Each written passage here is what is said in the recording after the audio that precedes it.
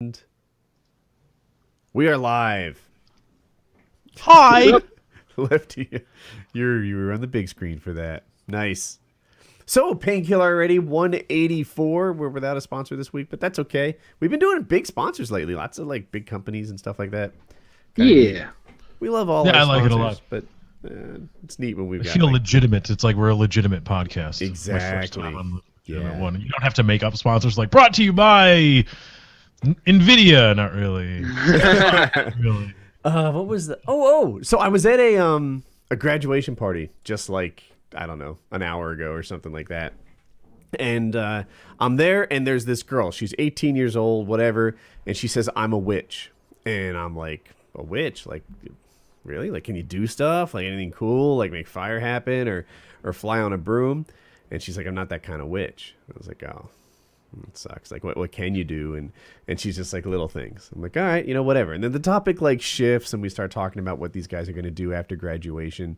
And before long, I just feel out of place because like this section of the party was like all the people who just graduated, and I'm like, And witches. I'm old, and they're witches, and anyway.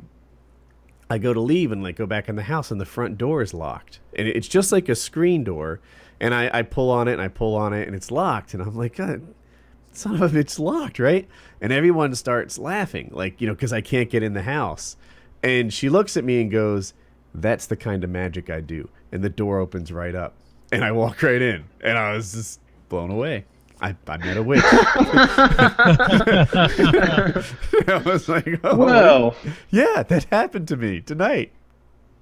So either you've met an actual witch, or was this her party? no, Like for her, it wasn't her house. nope. Oh For a shit! dude. Yeah, she was the. She had also just graduated, but it was this guy Christopher's graduation party, and yeah, she's like that's the kind of magic they could all see us struggling doors. That's what I do, and then I got right in. Worked out perfect. well, that's interesting. I mean, because every magic trick has a rational explanation. Every single one, because Right. there's no such thing. But it's not her party, so it's not her house, so it's not like a little trick door or something where she's like, haha, I get to mess with people at parties. What the hell?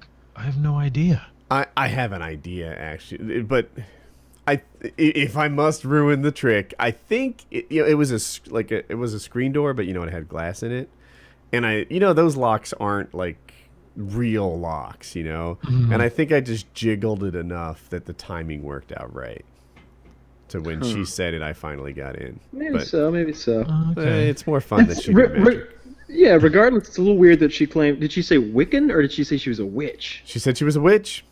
That's odd. Now, is this the Okay. first thing she said to you? Like, did she go like, "Hi, I'm a witch"? No, or I entered. They were on the porch, and I joined them mid conversation, and that was like, yeah, I'm a witch, and I'm like, wait, what? A witch?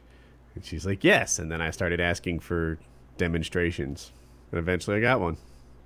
Well, That's don't an odd piss her bird. off. That's an odd bird story. That female probably is going to lead an interesting life.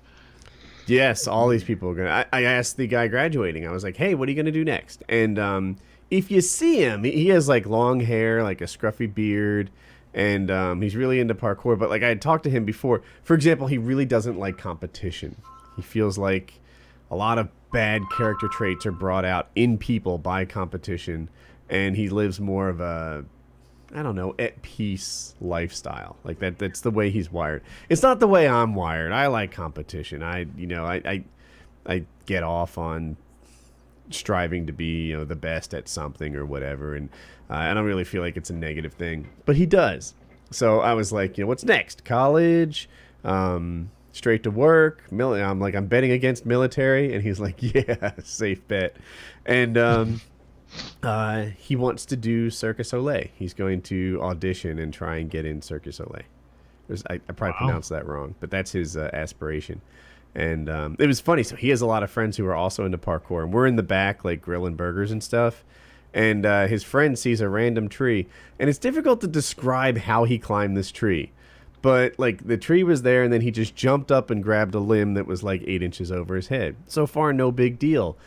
But he like flowed up this tree like an expert. Like he starts climbing higher and higher, and the dad is like, "Don't hurt yourself," surely thinking about his rising insurance premiums. And the guy starts climbing to the top of the tree. This tree was like 40 feet in the air, and he's getting to branches that are only like an inch and a half thick. And he's just like distributing all his weight across 4 branches at the point where you don't normally see humans anymore. And it's like, wow, this is like circus people at a party. I wonder how much they make. How much do you make as a Cirque du Soleil performer? Because they do some crazy stuff. Sometimes you die. But doing crazy stuff isn't what gets you paid. It's about how much people are willing to pay to see crazy stuff. And I don't know. This is supply. I guess it all comes down to supply and demand, right? Yeah, but they've got Vegas shows, and they do traveling tours and like Broadway and stuff like that. Whoever's running the thing can swap that guy out with another one, right? I don't think so. You don't I don't think think so. I think they've got like a group of people who are like super good at this and work together all the time. And like recently, there was a guy who died. I remember he like fell, I don't know, 50 feet onto the stage and just died. And I think it was the first death in a while though, or maybe ever. It was a big deal. It was earlier this year, I think. You see, if I was that homeowner, and I don't know, maybe I'm just an old man. I'm only going to be 27, I swear, in July. But if I was owning that home and my kid's into parkour, and okay, I get that, but then he brings all his parkour buddies and they start climbing up trees on my property, I'm like, get down. Don't start running around and climbing on things on this property. You do that in the neighbor's yard or in a public park. Go mess around. Get off that shit. Circus Soleil, I don't know how to pronounce it. Acrobats start at $50,000 a year. But hey, so Hope's dad informed me of how I was outsmarted. So get this. We're a little tight perhaps with Hope on the whole like freedom thing. I don't know, but I just try to be the best parent I know how to be. But it was a subscriber. A subscriber told me this. They're like, "Look, Woody, you need to be advised. Hope is dating a teenage boy, and as nice as this teenage boy might be, he's still a teenage boy," and that burned into my head. I'm like, right. So she dates this guy. His name is Jack, and he's a fantastic guy. He's the guy that every parent would wish their daughter was dating. Having said that, he's still a guy, and I'm no idiot. So another thing a subscriber told me, he's like, "Woody, yeah, our parents let us go to the movies, and they thought it was like a controlled environment, right? Like you drop them off at the movies, you pick them up at the movies. What could possibly go wrong?" And then this guy over Twitter is like, "Woody, I practically had sex at that movie theater." Oh, wow. And I'm like, oh, wow. So it's not that I don't trust my daughter, that she'd be doing anything like that, but it opened my eyes to the thought that, and a teenage version of me, oh my Lord, I'm not the guy that every parent wishes their daughter was dating. So when we first first they weren't allowed to like do dates by themselves, and then we stretched it a little bit to like where they could go to restaurants and things like that. Nothing really could go wrong. And but movies and stuff, that was off limits, right? They weren't going to the movies all solo. And but if they wanted to go to the movies, the families would go, and like our family and their family are good friends. We really like his parents and stuff. He's cool. So we went and all saw Captain America together. Well, wouldn't you know it, suddenly Hope has this like driving need to see a movie about 2 kids that have cancer. Are you guys familiar with this movie? Mm-mm. It's like the number 1 movie at the box office right now. But like these 2 kids who meet in like a cancer recovery group, and like I'm about to ruin it. Spoilers, dude, go ahead 15 seconds if you need to. But during the movie, one of them dies, but he's the one that wasn't supposed to die. The other one was terminal, so that one dies too. And this is the movie they want to see. Jack doesn't want to see it, but whatever. He's a teenage boy. He'll go see anything she desires. I didn't want to go. His parents didn't want to go. Suddenly, these kids have the freedom to go see movies without us. And it's like, son of a bitch! I didn't realize it until like 2 weeks later that I had been outsmarted. Like, Dad, I really want to go to see the movies. The only thing we're interested is this frickin' like teenagers with cancer. The bucket list for kids, right? It's like the kids' bucket list. It's like their version of that. I could be. I don't know. I haven't seen. I think it's a romantic comedy or something about dying children. And I'm like, good rom-com material. Good rom-com material. Wow. Perfect. Starring Rob Schneider, maybe? Does he make an appearance? So yeah. Now that Hope got her ability to go see movies by picking a movie now, does this set the precedent? That's the question. Does this now, is it like a Supreme Court decision where now moving forward, now she's like, well, you let it happen this one time. Now we want to go see. I don't know. Can you pull back on that? Can you be like, oh, wait a minute, you want to see the Tom Cruise movie? Suddenly you're not allowed to go without me. Sorry. I think, you need to assert your dominance. You're the dad. You do whatever you want. Of course you can roll that back. Yeah, I like when she becomes an independent, that gets harder. I would assume. So I think of myself as a little hipper than the average dad, right? Like most parents exist in a world filled with other parents, and it is all these people. It's been 20 years since, or 25 years since they were trying this crap, against their parents. They're a little rusty at this game, whereas the kids are sharp. But me, one, I have you guys, like I'm talking to my subscribers, the people watching this right now, feeding me tips. And the other is, I just exist in a world that has more kids in it than most parents do, whether it be from the Minecraft server or Call of Duty or the YouTube channel or whatever. It keeps you a little sharp, on what kids are doing and thinking and etc. But on this one, I got burnt. She picked the cancer movie and she worked me. Yeah, I could see that. That's a horrible movie, though. I don't know why anyone would want to see that. Well, maybe you'd want to see it because it's an hour and a half to gain your freedom. There's better stuff at the box office. They walk in like the front and then just walk right out the back door to go to like the park or something. But what Kyle said, there's better stuff at the box office. I don't know if he got the technique. The point was to pick something the parents both would pass on. Oh. I see. You'd have fell for it too. Yeah. You'd have been, yeah. Yeah, and then you don't even have to go to it because it's not like anybody checks your ticket after you pass that first guy. You can go to anything. True. If it starts at the right time. Yeah. But that was the whole technique. Pick a movie, and Jack's parents were like, "What? No, I'm not going to that shit." And Jackie and I were like, "What? No, I'm not going to that shit." And suddenly the kids go to the movies unchaperoned.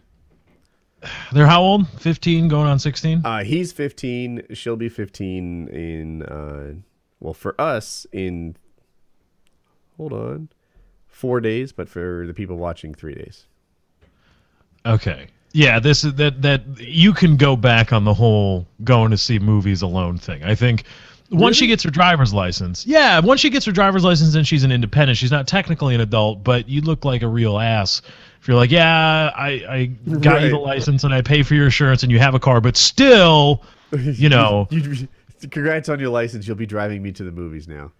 Right, but when you're given the rides, what you say goes. It's tough for me, man, because by the time I was 12, I was allowed to go to the boardwalk by myself, stay out till 11 p.m. Like I had a lot more freedom than most 12-year-olds have. Movies unchaperoned, I could do fucking anything unchaperoned. I was drinking and shit. I was getting hit on by guys in the arcade with your short shorts and going to see yeah. Well, when you got it, you got it. I was like legit doing crazy stuff. I mean, when I was 12 years old, I surfed my first Hurricane Gloria. Damn, that's some Point Break stuff right there. Right. So, and then Hope can't go to the movies? Don't ever tell her. Does she watch this show? Don't ever tell her those kinds of stories. If anybody asks, it was like living in a concentration camp when you were her. Right. That's all you had. Yes. You're so lucky. You should have seen it. I had to wear a chastity belt. You didn't. Those things were real. And, show her Robin Hood Men in Ties like that was I a real wore a thing. chastity belt, not developing muscles till I was like 16 or 17. That was my chastity belt. No, I say completely. Roll back and say, all right, that was the one, but now we're putting the foot down. You got a taste. Now you get to wait a whole year. Right. Reports have come back from the theater that he put his arm around you. We can't have that shit, and I'll be chaperoning from now on. Mm-hmm. That had to have happened. Said, no, you tell her, look, I've got movie theater money, so I will go bribe the guy that's making $7.50 an hour. I'll give him a 50, and he'll keep an eye on you the whole time. You can, so whenever she wants to go on a date, it'll cost you $20-$50, but you give the guy 50, and he goes. Movie theater money is an interesting. So, I was listening to David Chappelle. You guys know Chappelle, right? Yeah. Comedian, super big. And he was on the Letterman show recently, and they were asking him how he felt about turning down $50 million. So he didn't tell us how much he had, but he implied it. He's like, so, 50 million, whatever. If I had that, maybe I'd have 50 million right now. But, let's say I have 10 million right now. I'm at a restaurant, and he saw someone really wealthy. I forget who it was, but I'll say Bill Gates. And, Bill Gates is ordering his thing, and I'm ordering my thing. It's the same thing. And it resonated in my head because Bill Gates, he told this exact same story. He said, he's like, you go to he's like, then you go out and it's the same Dick's. Made no sense to me, but it turns out Dick's is a burger chain or something in Seattle. I don't know. But, so there you have it. And Hookers have that motto too. Same Dick's. Yeah. So anyway, like me, like I've just started to dude, I didn't even notice when I first became a millionaire. Like I'm sharing way too much, but I had 1.4 before I realized I crossed 7 digits. I was like, what the fuck? And it was like, where are we here? And there isn't really much to buy between unless you're into cars, between 1,000 and 100,000 or even. That's why you need to start wearing watches. See, we'll get a watch sponsor for the show. That'll be great. That's how it works.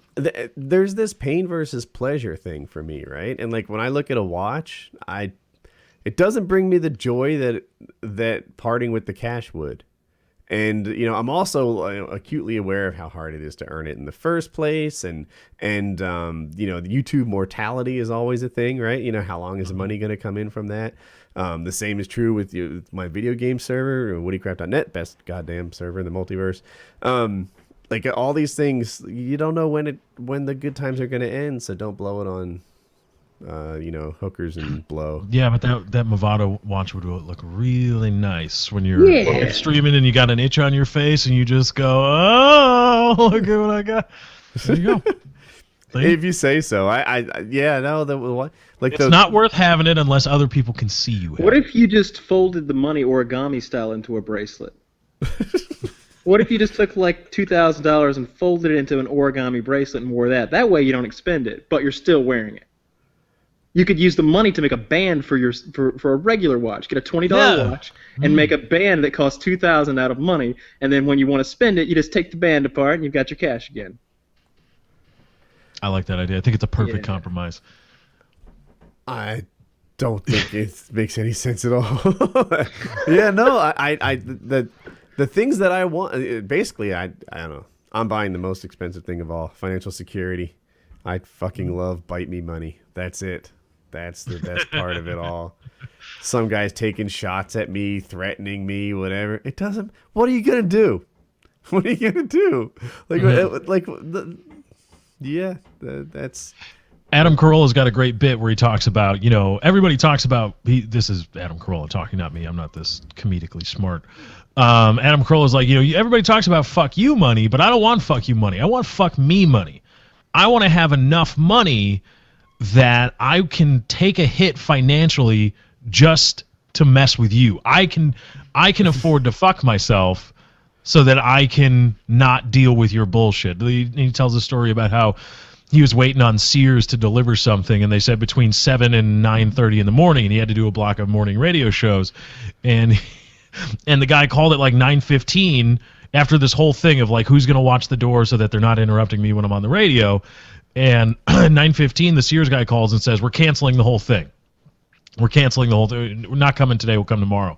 And Carolla was like, this is where fuck me money comes in. So I call him back and say, I don't want it anymore. I don't want it. Take it back. I will go through somebody else. I will pay more money, a lot more money, to go through somebody else and have them deliver it when I want, not when you say in your little 2-hour window and call and whatever. So fuck me money is great. So if somebody's messing with you, you say, fine, I'll spend a little bit more and do something stupid with my money to fuck you right back. Whatever that was. That sounds glorious. That sounds glorious. It's nice. We can only hope. Again, I'm not this comedically smart, but there was a comedian who does the thing about Sarah Silverstone. She says, "Oh my god, you're so bad. God, no! You're so bad. You've got to be doing these on purpose now, right?" What did I do? Well, Sarah Silverman. Silverstone?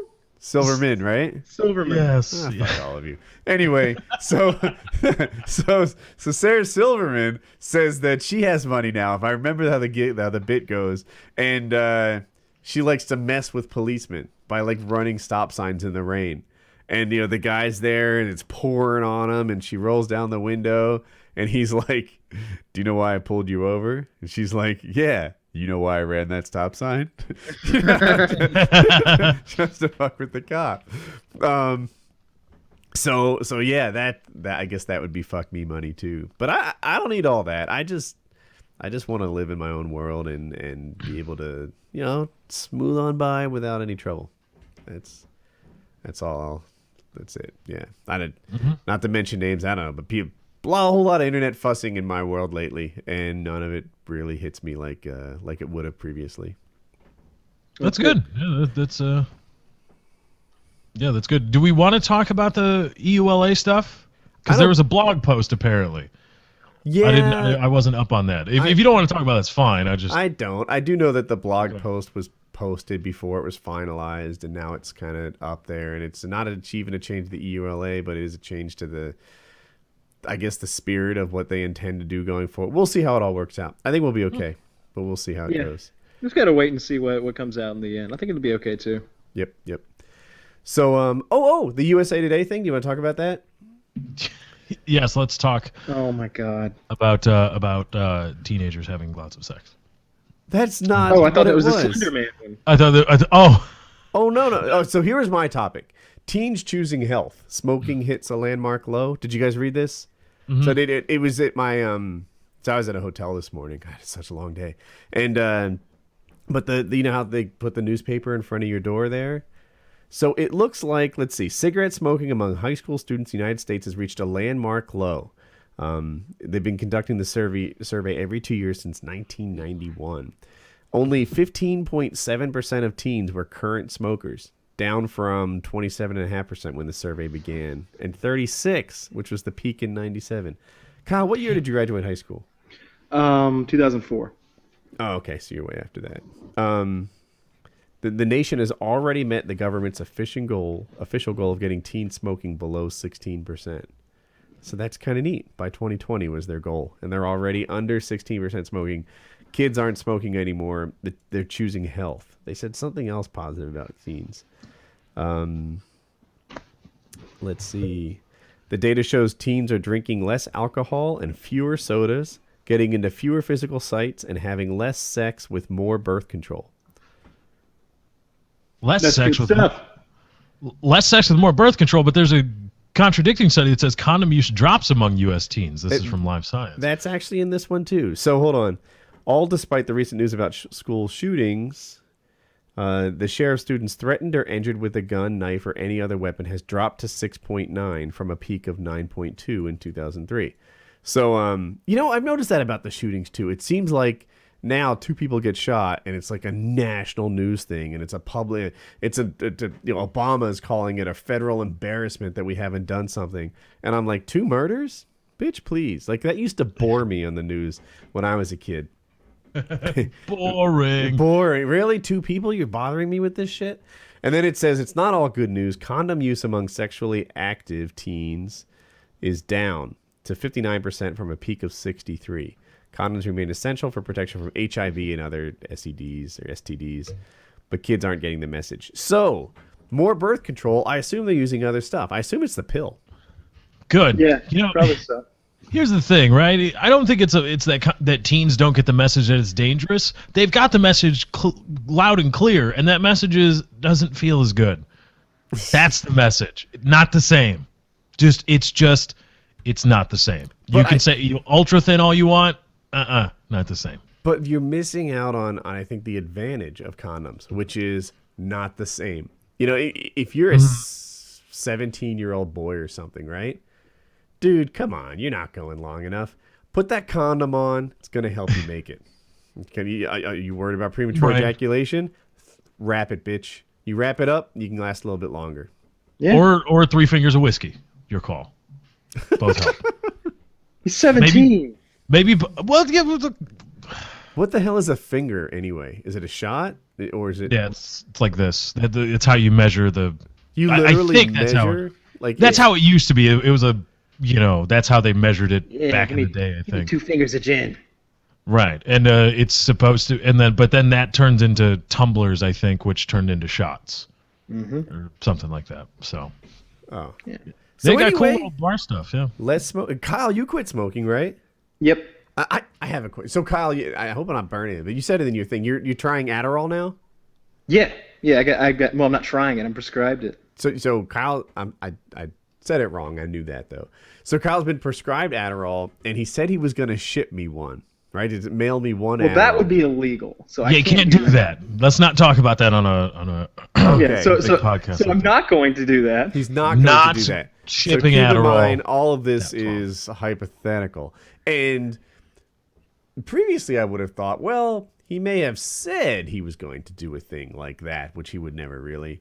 But it won't happen because I know Kyle, and it's not his strongest point. But because he's on Adderall, maybe he'll actually mail it, and it's a thing that will happen that would have never happened before. So I don't know how to ask this question in a way that lets you answer. Hypothetically, would you have mailed such a thing yet?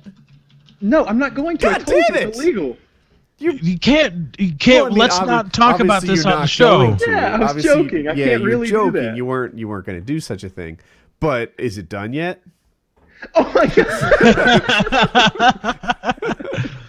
I told you, you need to go to your doctor. You need to tell him that you've had this problem for a long time. You need to look up tell him you've got attention deficit disorder. But you just want something to help you focus with work. Well, I mean, it's not illegal for me to tell you to lie to your doctor. It's just not. But it certainly has helped me focus in on things. So would it be in the mail? No, absolutely would not. Would that be something he has to sign for? Would he have to keep an ear out for the door? Is that did you take insurance out on it? No, none of those things have happened or are going to happen. But I have been taking my Adderall and I have been getting shit done. So that's been pretty nice. It's been Is it an immediate effect, or is it more of like some antidepressant pills that they take like 2 weeks to take effect? It takes like 10 minutes. I asked that same question. Yeah, I was like, one pill, what's that going to do? Because like you said, the antidepressant stuff, it can take weeks to get into your system and weeks to get out of your system. Like it's a long, tiny dosage type of thing. These are amphetamines. Yeah, he says that like I know much about amphetamines. But. Okay, well the difference is we're not slowly changing your brain chemistry and building up chemicals around in your brain. We're just giving you some speed.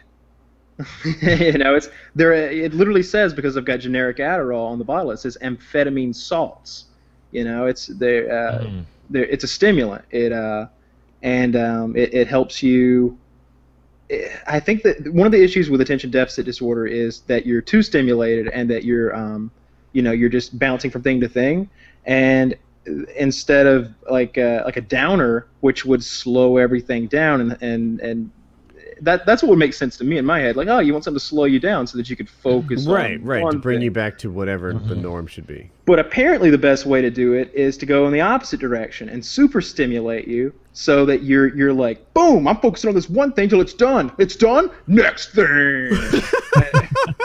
and my iTunes playlist is totally disorganized. Go, go, go.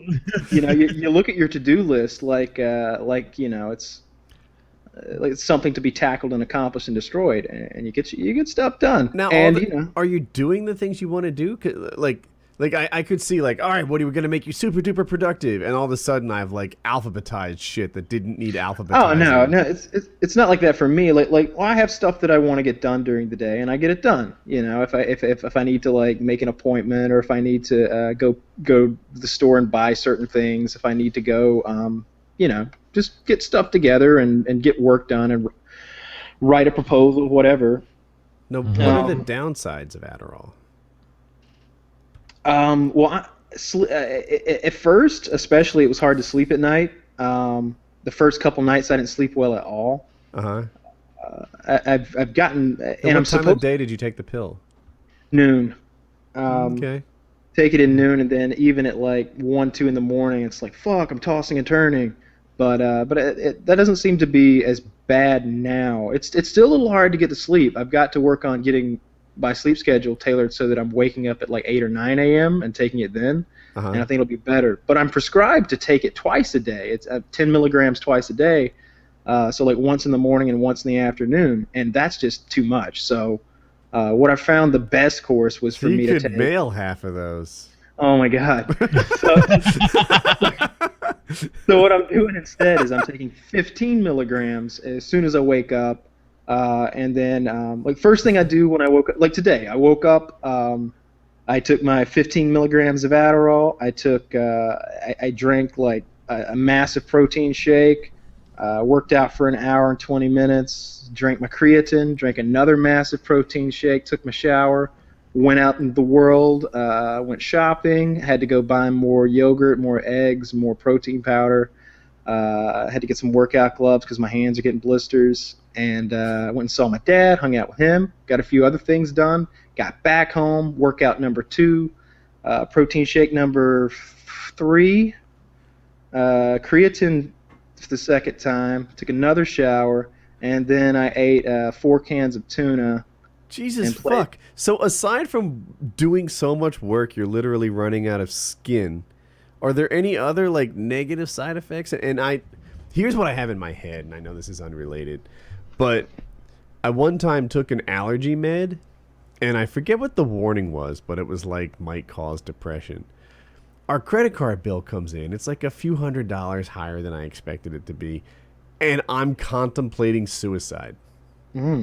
Like Jackie's like, you got to get off those pills, and she's good at making connections. I always need like 110% proof, and she's like, she is sometimes wrong even because she connects the dots so quickly.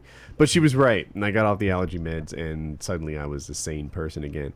And I worry, like, if I were to hop on something like Adderall, like, what else would happen? Would I become like a fucking steroid freak that breaks the children over my knee? Would I like get angry? Would I like anything bad? Would I be harder to live with, or would I just be a weightlifting person who gets things finished? Minecraft coding machine. Right. Yeah. Coding, whatever it is. For me, it's like the only negative side effects is dry mouth, but I need to be drinking tons of water anyway, so I just bought 70 bottles of water, and I've got a mini Red Bull cooler, like the ones that are shaped like a Red Bull can down here in my little workout room. So I'm just picturing Kyle doing everything like 3,000%. Like, you know what? I'm a little thirsty. I need 72 bottles of water. Fuck yeah! Like, you know how much 72 bottles of water cost? $7.80. Like, I picture him being like, all right, I've got 90 seconds, and then doing that like Russian dance with his arms folded and kicking. And then, like, all right, that's good. Yeah, whenever I've got some spare time like that, you know, I'll start doing some squats or you know, some push-ups depending on what day it is. This time is not filled with activity. Must engage in activity now. God. So that's why you always want to play video games. You're like, you guys want to play something? You guys want to play? I'm like, all right, Kyle. Yeah, I'm really into this gaming thing now. Yeah, I just need stuff to do. Need stuff to fill my time. I started. Yesterday was leg day, so today I could barely walk. I don't know. I did like, right? Like yesterday's leg day, so now I'm handicapped because I did it 1,000%. I did 5 sets of 8 with these front doing squats, but with the front bar, with the bar in the front. And then I worked my leg machine. I don't know, another 10 sets of 8 with 2 different exercises, and then started walking up my stairs carrying 35-pound dumbbells in each hand, taking 3 steps at a time. And I did that 5 times till I almost fell down the stairs. And then I hopped on the elliptical for a mile or 2. So yesterday was leg day. Today was upper body day. It was pretty rough too. So I saw the movie Limitless, which is when I first took an interest in Adderall, and I figured it was exaggerated, but it almost seems like it's not. Like, I'm a pretty motivated person when I set my mind to something as well. I guess you are too. But I always go at things pretty hard. yeah. You know, it's just it's a little bit of extra energy and a little bit there's a little bit less quit in you, I guess you could say, or a lot less really. You know, just keep going. Man. And feeling pretty good. Me. Have you made any other videos aside from that one for the FPS channel? No. Okay. I was wondering if that was going to be a thing too, like if you just start churning out more content. Yeah, soon. Yeah, so far so good with the Adderall. I guess I haven't really had any negative side effects I can tell. I guess I'm getting a little bit of like hot flashes, which just means I got to keep the air conditioning really fucking low. I've been getting just starting feeling hot. A little bit of menopause. Yeah, right. Going into menopause down here. I'm feeling pretty hot right now, but the AC's on like 70, so I don't know. That's a little bit weird, I think. That might be. It also could be because I'm eating so much, because I know when your body is constantly digesting, it raises your body temperature, and like these protein shakes I'm eating, I didn't have any like. So it's 2 scoops of protein powder, which are 25 grams of protein each. I throw like three raw eggs in there. And I put I don't even know how to measure it, but I take 4 gigantic spoonfuls of Greek yogurt, which has a lot of protein in it. Put that in there, a little bit of almond milk, about 5 prunes, so I don't get so constipated that I don't shit for a week. And by the time it's all mixed up, it's like 3.5 cups of like protein drink, and I just gulp that whole thing down, and I can drink one of those down in like 20-30 seconds, and just that's my meal, and I'm gone again. That's pretty impressive. And I got a bunch of deer meat, so I defrosted that last night, so tomorrow I'm gonna start in on the deer meat. That's gonna be tasty. Wow, when you really get into something, you go like all the way in on it. You're like, this is gonna fucking happen, and it's happening. But it's partly to the multiplied best by way. the Adderall, though, right? Because It's a few different things. Yeah, it's a couple different things. Just wait, I'll set you loose on DayZ. You'll be addicted to that in no time. We'll get you. Yeah, I was talking to Joe, and asked him if he would talk to his strength and conditioning coach, and asked him if I could, because I told him, I was like, I want to put on 20 pounds of muscle in 3 to 4 months. I was like, is it feasible? If it is, how do I do it? Tell me what you know. And he sent me this today. He said, yeah, you can do it. He'll need to do 5 things. 1, understand that his abs will go away, and that he may gain some softness. And I was like, oh, good, because I don't have abs to begin with. 2, he has to eat every 2 to 3 hours and get a minimum of 20 grams of protein every meal. Check.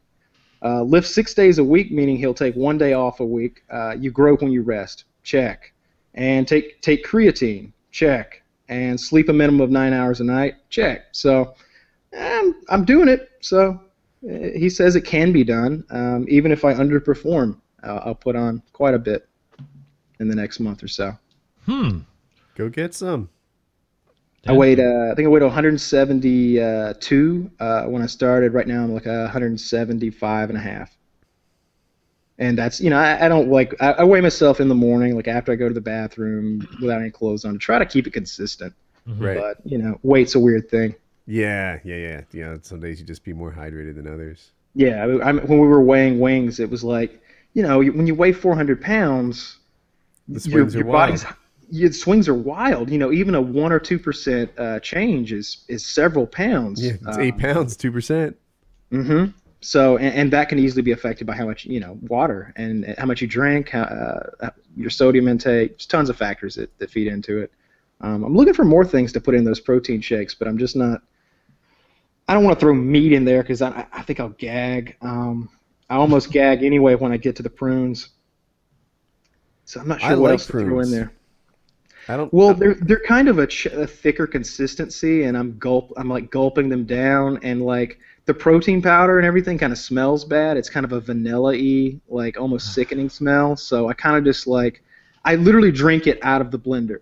Like I don't even bother with a cup because it would take. At first I was pouring it in glasses, but I was like, I got to fill up like 3 glasses to do this. This is silly. So I just drink it straight out of the blender, wash the blender, put it back on the rack, and then go do my thing. And by the time I'm done doing the thing I'm doing, it's time to make another one. So I've been going through a lot of them.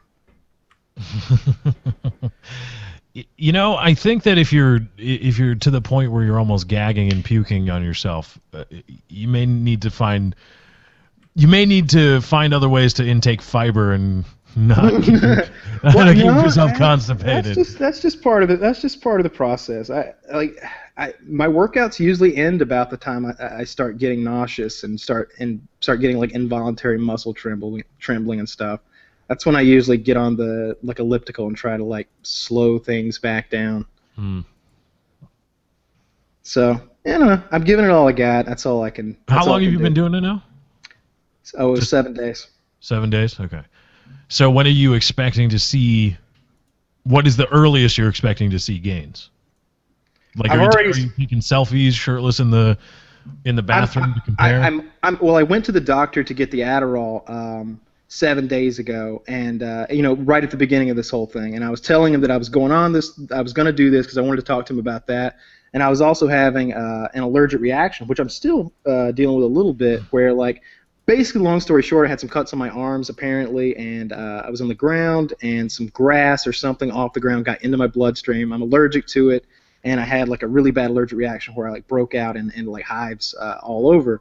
And so I took my shirt off for the doctor on the first day, and I showed him, and then I went back, 6 days later, and I did the same, and he's like, "Oh, look like you've toned up a little bit."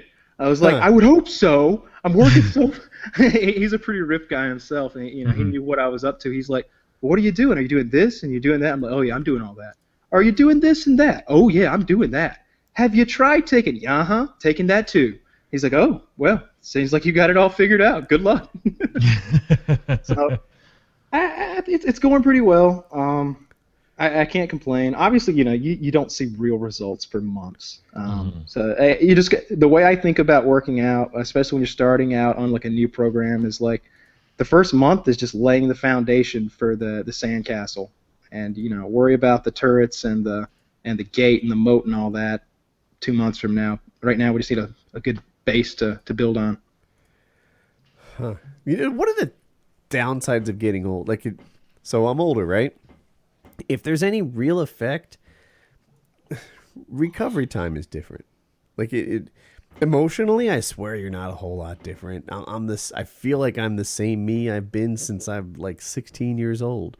And then I laugh at the same jokes. I feel the same stuff. Your sense of self doesn't really warp, but undeniably, when you're 16 and you're sore, or when you're 16 and you roll your ankle, you're better in 2 days. When you're 40 and that happens, then you can be sore for a week. Like it'll stick. And I'm Low hearing T. Kyle. Tell your doctor you got low T. That's I need to go to the doctor and come back with Adderall and tea. And just Right, bam. there you go. Right. Steroids and Adderall. That's going to be a great combination. I don't It's gonna see be the what could greatest go thing you've- wrong. That actually, No. the steroids, that's man. If there's one thing that will change your mood, like that might be on the list, right? Yeah, you can go. There's a lot of bad things associated with steroids. A lot of roid rage is a thing. Yeah, it really is. When I went to college, the football players were taking roids, and they would lock themselves in a room and freak out and shit. It was Yeah, like, it's no good. yeah, I was a swimmer, so there was kind of like an athlete community type thing. The swimmers didn't take roids, but the football players did, and those guys were fucking freaks sometimes. I don't want to be that. Like I want to be someone you'd like to live with. That's important to me. But I don't know. I don't know where this all coming from. I just hear Kyle. It makes me want to join Kyle in his fitness quest. And I'm like, I don't think I can go after it like he is. Because if I worked out 6 days a week, I worked out 6 days a week when I was at Joe's house. Mm-hmm. I left 2 weeks later. Like, fuck that. Fucker tried to kill me. I shoot for 6 days a week working out, but I don't go nearly as hard as Kyle does. And maybe I should. I don't know. But it's just, there are days when you wake up, or like I'll wake up in the middle of the night to go to the bathroom, and I'll be walking to the bathroom, and my legs, will just be like tight, like they don't want to move, because I do squats. I'm on the bike for half an hour, and then I run up a hill and do a bunch of stuff, and so I use my legs a lot, and I'm going to the bathroom, and they just won't work, and I'm just it's almost inhibiting my workout, because I'm like, it's easy for me to try to make that excuse now. It's like, oh well, no workout today, legs won't work, not happening. Do you take creatine? No. I'm just I'm trying to burn fat. I don't want to. My idea is, I guess I've been reading r/fitness. I guess you can lose fat and add muscle at the same time, but you've got to fire on all cylinders, diet wise and all this stuff. And I like beer. I do.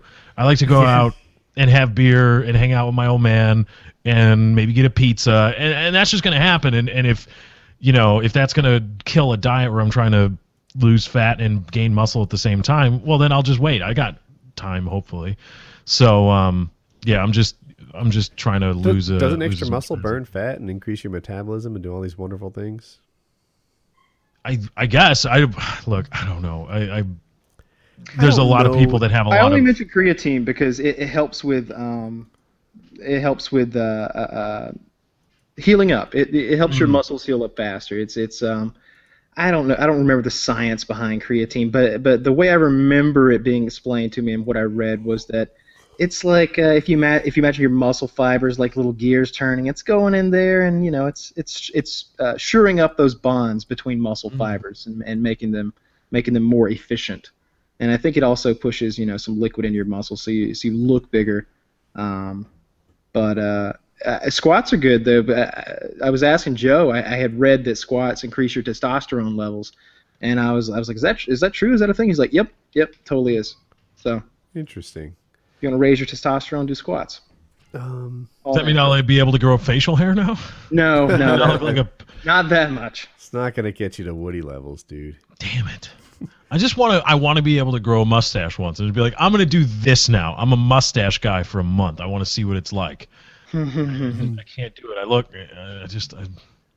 stupid. I look really, really stupid. What was I going to say? I was going to say like a Mexican, and then people would get pissed at me. But that's a thing. Yeah. Oh, I have a racist joke. It's not really that racist, but you reminded me. Remember last week we did Tell Me a Joke to Save Your Life? Yes. This guy tweeted me his joke that he would tell to save his life. I used to think I had a Japanese girlfriend, but it was just my Asian. Oh, that's great. Yeah. I somehow marked that one down as so good I had to tell it on the show. I just want Kyle to jump in with the bang that he gave all of us for our stupid corny jokes last week. Bang! Thank you. Oh, God. Because I thought my joke was rather clever. I thought mine was funny.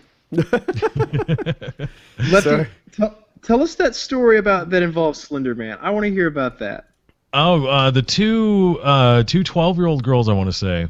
Maybe 14. I think they're 12, though. You said 12 earlier, yeah. Yeah, I think they're 12. Minors, still, all of them. Not even 16, assuredly. They conspired to stab and murder their friend as like tribute to Slender Man.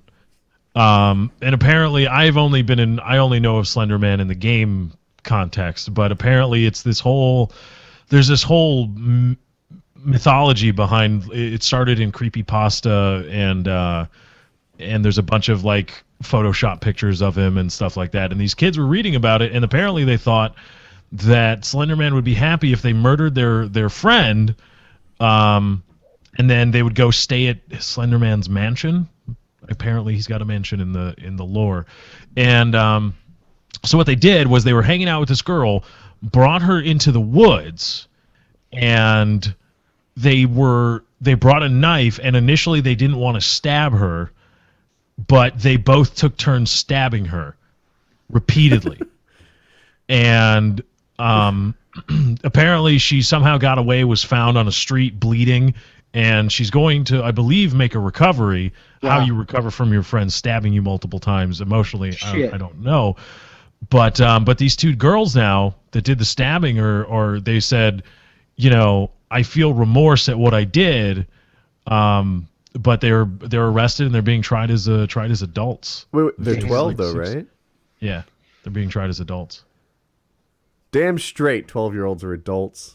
Right? Yeah. What do you've got? You have first-hand knowledge of what it's like to. I'm not even going to go down the road because that guy was 14 or 15. And by the way, did you guys know it was over? The whole Jumpman thing? I guess you guys know because of the PK. But yeah, there's no court case. It's all done. We won. His credit card company looked at the data, said, yeah, this guy was trying to commit credit card fraud, and they reestablished the purchase, and it ended. So, credit card companies don't play either. That's going to be funny. Yeah, he'll have to pay. Yeah, basically, it's I don't know. We submitted the proof. We said this is the guy. He bought all these things. He's been playing here for months. This is all the data.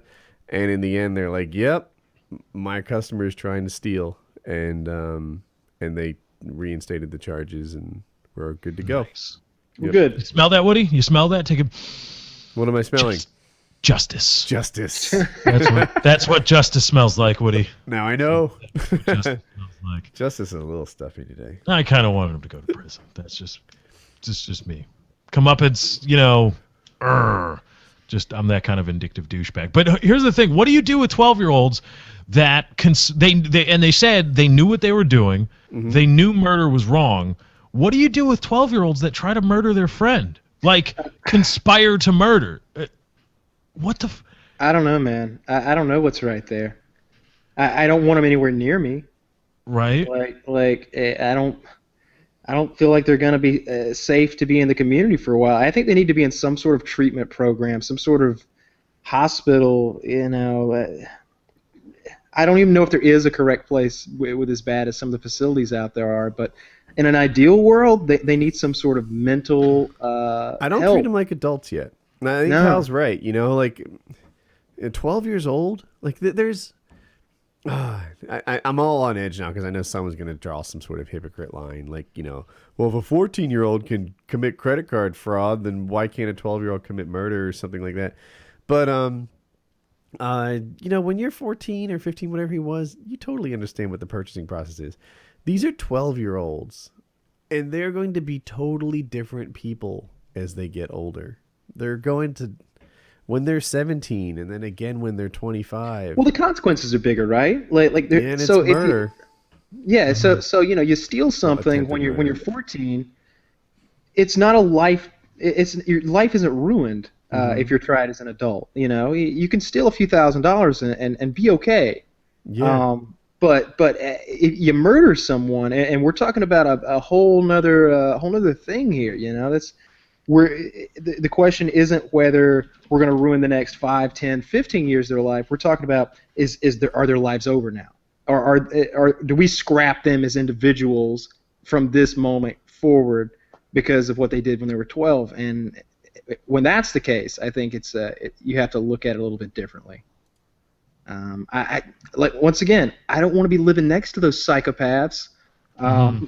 It sounds like it sounds like they're really fucked up in the head, and the whole Slender Man aspect of it, that really creeps me the fuck out. If they had if they'd been jealous of this chick because of a boyfriend or something, it would have made so much more sense to me, and I could have wrapped my head around it. If they were like, you know, Stacy's got this boyfriend, you know, named Jimmy. We want Jimmy to like us. We're gonna kill Stacy so Jimmy likes us.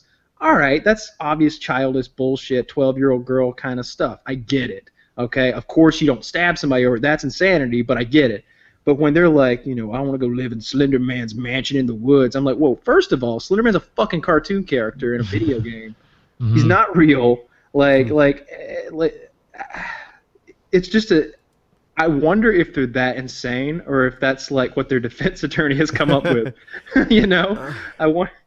It's just so like I didn't know 12-year-old girls played Slender Man anyway. And if they did, why would they idolize the villain? Yeah, they said here's the story.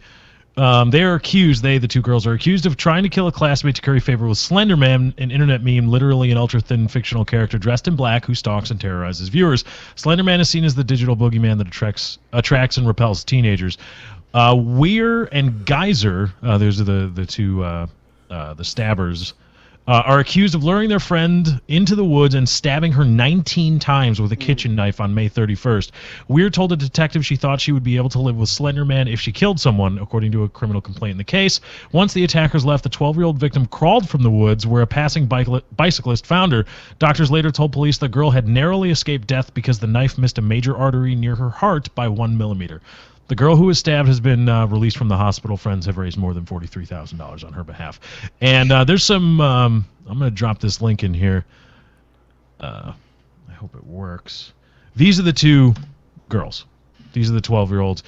Now, I'm not going to go so far as to say they look fucking weird. Yeah, they look fucking weird. They look fucking weird. These are the kinds of girls... Too. When these girls get to high school... They're going to be the ones, you know, that where you look at them and you go, are you fucking plotting Columbine over there with your... I went to high school. There was a girl who had on her backpack, she had like some kind of doll hanging from a noose on her backpack. She was a goth kid. And from hanging from her backpack was some kind of voodoo doll on a noose. And, well, I fell in love with her, one. Two, I every time I saw her, I'm like... What the fuck is going on inside your head right now? And is it murder this person looking at me right now? Because these are just weird looking humans that if there was any mental image I could conjure up of what the two 12-year-old girls who tried to murder their friend for Slender Man look like, it would be these two wackaloons. Can you really, these are defective humans, aren't they? Maybe can you so. trust that maybe when they hit 18 they're not going to, or whatever it is, however long you can stay in juvie? I think I heard one person I was say a defective 25. human too, though. You didn't murder people for Slender Man. There's a big difference. Yeah. You were, I was just, I rode a moped without a license. Come on, I'm right there. Right, yeah, underage drinking, boozing, and trying to get into that. That's kids will be kids kind of stuff. You can make that argument. You didn't try to murder somebody, and then just leave, and then apparently you're so incompetent you thought you killed somebody, and then she looks dead. All right, let's go. I hear you. I don't know. I just have a hard time throwing away someone at 12 because people change so much. She'll be a different person as a teenager and as an adult still. There's something twisted in them that you can untwist, I think. Mm-hmm. Well, of course they need to be evaluated, but I just it seems to me that's Jeffrey Dahmer like twistedness showing up at 12 years old. Yeah. Being that twisted at 12, because Dahmer killed for some reason I was just clicking through Wikipedia on serial murderers, and he killed somebody after his high school graduation. His parents left. He murdered somebody. He murdered a transient and masturbated over his body, and before joining the army, buried him in his yard. Man, so it showed up with him at 18. I think you're being really judgmental right now. Who hasn't murdered somebody and whacked off? I mean, it was high school graduation, for Christ's sakes. Everyone lets their hair out a little bit, I suppose. But this is that at 12 years old. Ugh. Did you guys see that woman that got robbed on her live stream on Twitch? Yeah. Mm-hmm. All right. So, gosh, I hope I have all my facts right. Is her name? I'm going to do the name. Seja Dean? Do I have it right? No clue. No idea. I know, but I don't. She was a Dota 2 streamer. See, Seja Dean, she's a Dota 2 streamer, and my mind immediately went to some of the League of Legends streamers who aren't like...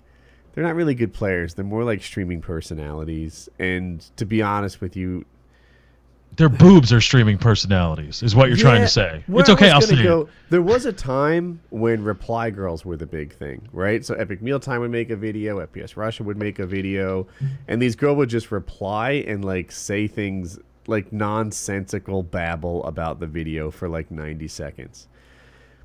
But the thing is, they'd copy all the tags, they'd copy the title, and they'd put boobs in the thumbnail. And they'd get a lot of views. Like if the FPS Russia video got like 10 million views, they might get like 2 million views. 2 million views on a terrible, nonsensical reply video because, like, I'm making it up, but the Russia video could be called, whatever, RPG into a tank explosion. And then her video would also be called that.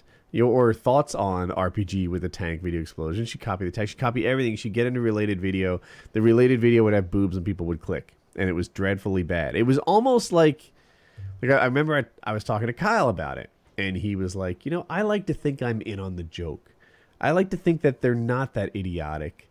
That I know what they're doing. And they're like just intentionally making a bad video. Maybe that's the case. But the LOL streamers are the same thing. Anyway, I got off topic. Apparently, Sage Adine is not this thing. That she's in some group of like legit players, and she's, every bit the streamer that everybody else is, and she's not the reply girl equivalent. Because I figured it was fake. That this was like a stage, right? There was a LOL streamer that pretended to have cancer, right? Or pretended disabled or paralyzed or something. That was a dude, right? And then I think there was a stood up. There was a kid that he stood up. I'd rather be the guy that got caught jerking his gherkin or laying pipe to his girlfriend than the guy who tried to con people into thinking he's paraplegic and then stands up when he thinks the camera's off. That's worse than boning your girlfriend. So bad. Yeah. The boning the girlfriend, I saw that again like a couple months ago or something. It was funny. Kudos to him. Fine technique. Anyway, this girl's legit, and she really did get robbed on stream. Like, bad people came and robbed her, and apparently she has like credibility built up, and that the people who follow her know that she's honest, and she got robbed on stream. What the heck? They said they took weapons. Yeah, the guy had a gun.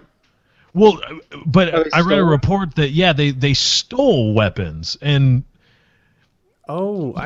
I didn't read that. I read about that topic though. Like, some people think that having weapons in the house is an invitation to get robbed because they're really portable. They're like basically like a handgun is between $500 and $1,000 roughly. Some are more, but there's a ballpark. Some are less. Imagine that. Like, you had $500 to $1,000 in things that easily like fit in a pocket or under a shirt. I could grab 6 of them, put them in a backpack, and all of a sudden I've got roughly, I'm sucking at the math, 6 times 750, whatever that is, roughly $4,000 worth of stuff. And handguns in particular, maybe even long guns, are a really nice thing to steal. They're portable. You don't look crazy having them. You can throw them in a backpack and you're good to go. So some people were arguing that those guns were a like robbery magnet. I think don't know, mine man. aren't, because they're in a safe. Right. But that seems weird to me because because these guys, this wasn't like, I don't think these were people that knew who she was. They knew her through, or of the weapons and what was there through other means. It wasn't like, we know where this streamer is, let's hit her now, because let's commit a crime on a live stream. What an idiot way to go about doing things. It was just a home invasion. It just so happened that she was a live streamer. But when you do that, if you break into the house of a live streamer or a YouTuber, think of all the electronics. It's like fucking going to Best Buy. Right? You've cell phones, tablets, computers, monitors, microphones, headphones, all this stuff is there. It's like hitting the jackpot, and you take guns? It doesn't make any sense. But one of them got caught, right? And they're looking for the other one now. I thought one of them got caught for sure. The other one, I imagine, usually they flip on each other. Yeah. That was weird though. I saw that and I saw those people like walk up in that house and it was like past the camera. It was like whoa, that's real. Mm-hmm. That was That's a gun. And he was shouting like, "Get on the ground! Get on the ground!" yeah, that's crazy. It's fucked That's up. yeah. That's pretty crazy to just be robbed at gunpoint. When I was robbed with my dad, I luckily I never saw the gun. I just heard the guy, give me your money, motherfucker, or something like that, and my dad went rigid and was taking off all the stuff. I never saw the gun. I never had somebody point a gun in my face and take things from me. That's got to be fucked up. Like the aftermath of that, knowing the emotional response has got to be messed up. You know who wouldn't go rigid in a situation like that? My fucking dog. he daydreams about that shit, man. Like, so before our current dogs, we had 2 yellow labs. And if you knocked on the door and stuff, they would like ferociously bark and whatever. But as soon as the door opens, they try to be your friend. And we had this idea that like, well, if it was a real situation, then the dogs wouldn't befriend the bad guy. Instead, they would keep that aggressive posture and maybe attack or whatever. And these dogs would keep us safe. I don't know how true that is. And I bet there's a lot of people listening to that who think the same thing. Like, oh yeah, my dog is so loving and he's so great. And, the minute you open the door, he licks you to death. But if it was a bad guy, he'd behave differently. As if the dog would really know who's good and who's bad or whatever. And Kyle, you can attest to this. Jack's default state is fuck you up. I'm very afraid of your dog. I don't feel like I don't feel like I could beat your dog. I don't think I could beat him in a physical contest. Like it's just not going to happen. I feel like I would definitely need a weapon. And I don't think there'd be any way for one of us to walk away the same as we went in. One of us is going to get hurt badly. That's really well put, right? Like even if you grabbed like say you had that like the SOG knives we brought on the survival trip, right? You probably win that. Jack might get a hold of your arm, but then you've got the other one, and it's a nightmare for him.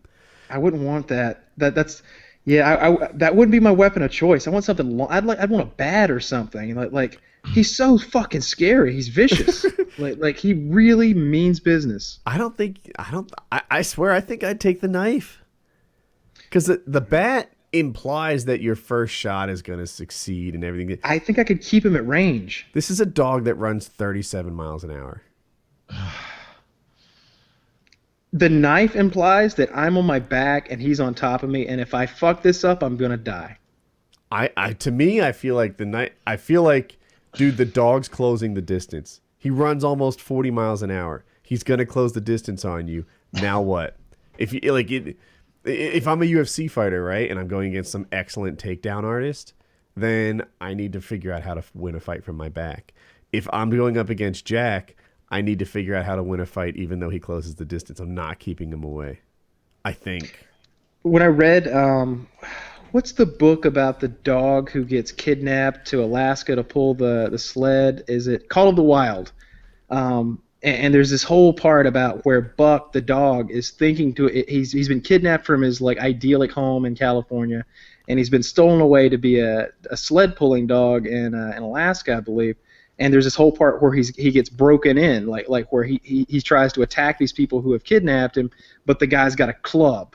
And at the end of the fight, he has this idea cemented into his dog brain that dog beats man. But man with club always beats dog. And so I've kind of got that in my head that if you've got a club, a dog's going to have a really hard time dealing with you. Huh. I swear I think I like the club more than the bat. Well, it depends what kind of bat we're talking, right? Like, preferably, I want an aluminum bat. Like, I want a nice light one that I can swing with one arm. Huh. A big Louisville Slugger is pretty slow to wield, but if you've got like a nice, especially if it's one that's made for like kids, like a nice like DeMarini. Yeah, like a 12-year-old's aluminum baseball bat. Mm-hmm. I can wheel with that. It's nice to have. Last time I've been physically threatened, 2 days ago. Right? It's not like it's a super uncommon thing. And it's nice knowing, like, all right, like if something were to go down hypothetically, first line of defense Jack. By the time that's done, second line is probably the Remington 870. Here we go. I like my odds. Yeah, that's so yeah. Anyway, I forget. Oh yeah, if they were to try that on my if they were to try robbing my house, I think Jack would crush him. And it's interesting having a dog in the house who he like really is a watchdog. I guess you have one too, Kyle. Dax. Yeah, we got him fixed, by the way. Oh, did you? Yeah. How long ago? A couple weeks ago. He's at the kennel right now. I don't know. When I went and picked him up, like he licked my hand. Like when I was like sitting in the car with my arm hung out the window, and he like started licking my hand. And so that hadn't happened in a while. Then he got it back, right? And he didn't have any issues. So, but in his kennel, he's still like barking at the walls, and because I'm on the other side of him and stuff, and being a real motherfucker. So I don't know if he's better or not. I think it took a little bit of the anger out of him, but I don't know how much. We'll see in days to come. But like I said, he's not here right now. Kitty went to E3, so she's out there, and I don't take care of dogs, so the dogs go to the kennels if she's not around. But yeah, like I was starting to say before, I always had these yellow labs where we thought, well, maybe they'd turn it on. Now it's a matter of, like, I got a dog who's always on. And it's, I'm fully aware. Yeah, it's a thing. I just imagine totally Kyle getting his hand licked, and he's like, "What is this affection from this dog?" It was weird. It was like. But he was drugged, right? No. This is the trip he home had been fixed from him for being... days. Oh, okay. Yeah, like so. The cool thing about the kennel that they stay at, it's like a rescue kennel, and so they have a vet that gives them like rescue dog prices on everything. So we got the dog fixed for I don't know $75 or something. And I guess for a full-grown dog, it's normally like closer to $200. We had Buddy fixed at this like traveling deneutering place. Like someone told me about it, and there's a name for it. It's an acronym. It's like SPARE or something like that. And basically, they drive around in an RV and fix dogs. And yeah. So, like, and I was like, I'm a little concerned. Like, is this, like, on the up and up? Like, what are we doing here? Is my dog getting second-rate care? And they're like, no, your dog is getting first-rate care. This is the place that you want to get your dog fixed. A normal vet fixes, like, 45 dogs a month. I fix 15 dogs a day. And I'm like, all right, now listen, my dog's a tricky situation. He's got one nut. And they're like, oh, yeah, and then she, like, lists what it was called, which I knew at the time. Like, yeah, a normal vet might see one of those, 2 a year. He's like, we see one of those a day. Like, it's no big deal. I know my math ratios were off there. But, so, yeah, we took him, and they neutered my one bald dog, Buddy, without any trouble. And now he has no balls at all. Aww. We got to even it out. You can't just have an odd number. It's not right. It's either 0 or even. That's all you get. Jackie looked into it. Apparently, so the other ball did exist. It was just in his belly, like it never dropped or something. And dogs that had that situation are more likely to be gay. But yeah, Buddy's not gay. He actually picked up a girlfriend at the kennel while we were in the beach. According to his little, does everyone get a report card back from their kennel? Is that something every kennel does? No. I don't. Really? No idea. That's Jackie found this super kennel. I could probably find his report card if you guys wanted me to read it. But they have all these weird, like, they have movie night where they will literally, and I assume it really happens, I don't know, but they take the dogs where the owners paid for movie night, and then they all watch dog-related movies together, like All Dogs Go to Heaven or that Michael J. Fox movie with the dogs. And then they share popcorn. So the counselors will have a bite of popcorn, and then they'll give the dog some popcorn, and everyone eats popcorn together and watches dog-related movies. They'll train them while you're gone, and they write up little report cards for your dogs. I really want to read this. Here, you guys do the show. I'll be back. I promise. If it takes more than a minute to find it, then I'll just come back anyway. All right. Okay. Doggy report card. I'm going hunting. So where do you want to take this left? Do you want to talk about the war in Iraq? Sure, yeah. Do we send troops, or do we give any kind of aid at all? I think we should bomb. So I guess, and maybe I don't know the most about it, but it looks like after what we did, ousting Saddam Hussein and propping up this new regime, that is failing, and actual terrorists, actual Al Qaeda is moving in and taking over towns in Iraq, which had never happened before because Saddam kept them out. And now I believe Iran has stepped in and has started helping the Iraqis fend off these people. And now there's the question as to whether the U.S. should be doing, something as well. And the Iranians said they're open to it, right? Like we'll work with the U.S. in efforts to keep the peace in Iraq. Well, I didn't see that, but I know that Obama just sent an aircraft carrier, the George H.W. Bush, to the Persian Gulf. That's a new one. It's the namesake class too, or is it the Gerald R. Ford class? Let me see. I think it's a brand shiny new aircraft carrier. Yeah, I think it is. I think he just basically sent a real death machine to the area just in case we need to really fuck some shit up. Because, when you hear some people in the world may be like, oh, you just sent one boat? It's like, yeah, we sent one boat that has the firepower of most countries' air forces on it to the region. So I think they're considering maybe doing some bombing, some missile strikes, something like that on strategic targets. But, that's the sort of thing that's really gotten us in hot water before. You start lobbing missiles, lobbing bombs around, the next thing you know, you're blowing up the wrong people, and you've got a whole nother subset of individuals who hate you. I was wrong. It was not a Gerald R. Ford class. It's a Nimitz class aircraft carrier. The Gerald R. Ford has not been completed yet. I see. But it's going to be badass. Or no. It was launched in 2013, going to be commissioned in 2016. It's got 2 phalanx close-in weapon systems, and those things just look super badass. This sounds more interesting than the doggy report card. I don't know. We're talking about sending troops to Iraq to quell the uprising there. No. But let's hear the doggy report card. All right. I'll be happy to talk about that other thing, too. Your fantastic trio had a blast with all their friends and counselors here at camp! Exclamation point. Jack and Harley enjoyed running around with their pals Bowser, a cute mix boy, and Marty, a pointer, while Buddy relaxed by the baby pool with his girl Stella. We hope to see the boys and girls again very soon. So yeah, Buddy picked up Stella, a black lab mix. Are you okay with that? Interracial? Yeah, right. I'm all right. I'm not racist. I have a black dog-in-law. I wonder if being forced to write like little report cards about dogs staying at kennels, I wonder how much you hate your job and your life. Yes. I mean, you get to play with dogs, but you've got to write like reports about these dogs. I let them out and they're barking. Let me handle this. I don't want neighbors to get angry. Hold on. All right. But it's been, how long have the troops been gone? Are we off warranty on Iraq?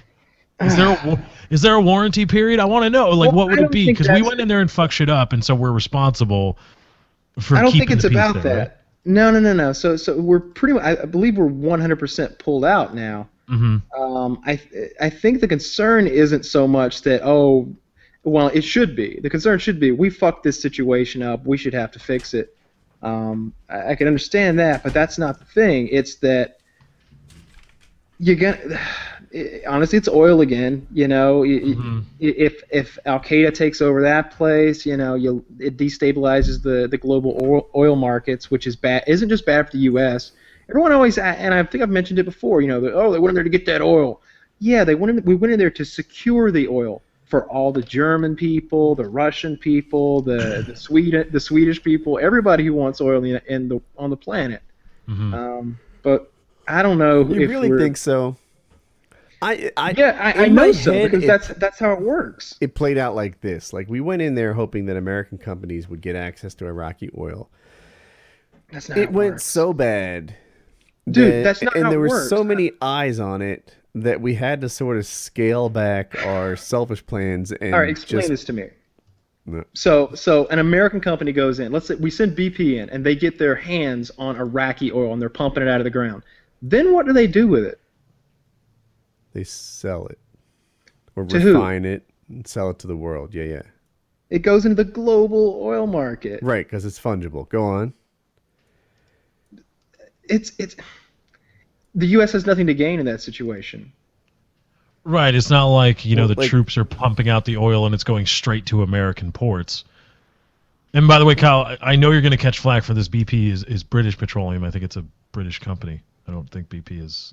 That's true. That's true. I think you're thinking of ExxonMobil. Sure. ExxonMobil. Yeah, would be- that's a better But example, my right? point is that so if it's a global ExxonMobil oil goes in market, there, and it's not like there's a company that they're going to pump it back to the United States in a big tank and be like, "This is But that- U.S. oil." well, the profits could go to the United States. The profits could go to ExxonMobil. Right. The profits will go to them and their stockholders, and But why trickle would down works, right? yeah? But Perfectly. why would they spend trillions to do that? Because we're idiots. Because they're bought and sold by ExxonMobil. And they tried to kill my father, y'all. Dave Chappelle, that was perfect. And honestly, tried to kill my father, y'all. That makes more sense than anything. I could even understand that. He's plotting to kill George H.W. Let's fuck his shit up. But I don't know, man. I don't know what they should do now. I'm not sure what they should have done to begin with, other than just leave those fuckers alone. If I could go back in time and I'm the president, we leave Saddam in there. Maybe we slap him on the wrist. Maybe we punk him out a little bit more. But man, he knew how to keep those motherfuckers in line over there so that you didn't have all this He did. Yeah. horrible stuff going on. Right, and we took him over in 3 days? What was the approach march? How Yeah, long was that? pretty It was much. like how much of a threat was he in the first place? If we're None. we are None. taking control of your sandcastle in 5 days, but you were a threat in the first place, weren't you? Right. American freedom was right on the edge. We practically lost it. Mm-hmm. It's such bullshit. Please, America, the next time someone tells you that fucking Argentina threatens your freedom, don't believe it. Next time you hear Croatia's about to take out American freedom, or Crimea, or, I don't know, Mongolia, let's not send troops. Are you saying the troops aren't actually fighting for our freedom, Woody? Is that what you're saying? Clearly, That's perhaps bullshit? they are pawns being used to implement American policies. And sometimes those policies are for the good of the world, but sometimes they're just for the greed of a few. Yes. Yes, on both counts. And if you want to sign up for the military, please have yourself in mind, because the country doesn't have you in mind. They are going to use you as pawns in some sort of social policy, and that's your role. And you're often treated really poorly before, during, and after your service. You can see with what's been going on with the VA lately that's true. People on waiting lists dying. Yeah, and that's just total bullshit. Okay, you can't. Yeah, volunteer army. These people weren't drafted, but still, I'm of the mind. I'm not standing for troops. I'm not saluting the troops. I'm done with the troops. In short, fuck the troops. Oh dear. But Well, you still need to give. You can't just send them to get shot at and then not give them care when they get back. That's just not cool. I'm against the whole, oh my God, the troops they're all heroes fighting for your freedom. I think that's all bullshit. And, I'm against all these combat operations. Declare fucking war and go to war. Don't give me the War Powers Act. But you got to help them out when they come back. Combat is still combat, regardless of the politics. All the politics go out the window when the bullets start flying. And you've got to protect the guys that do the shooting. That's just, how can you not do that? And how is it in any way okay that troops aren't getting their meds or just waiting in line and all this stuff? Come on, that's absolutely ridiculous. Regardless of politics, you got to help them out when they get back. This healthcare is on us for the rest of your life. That's a perk, and that's totally reasonable. is it really totally? I don't know what I the think it's totally reasonable. reasonable thing is, right? Like I think if a soldier dies, they get some amount of money. And it's not a lot. It's 6,000 or 9,000 or whatever. And I think, what is it supposed to be, though? Like, are you supposed to strike it rich if you die in combat? Like, is your family supposed to hit it as a jackpot? I don't think so. That's not how that works. You know, when you're a vet, you come home and you get favorable mortgages, and you get like I don't know what the VA covers. I don't know what it is, but I don't know where that debt is supposed to end. Mm-hmm.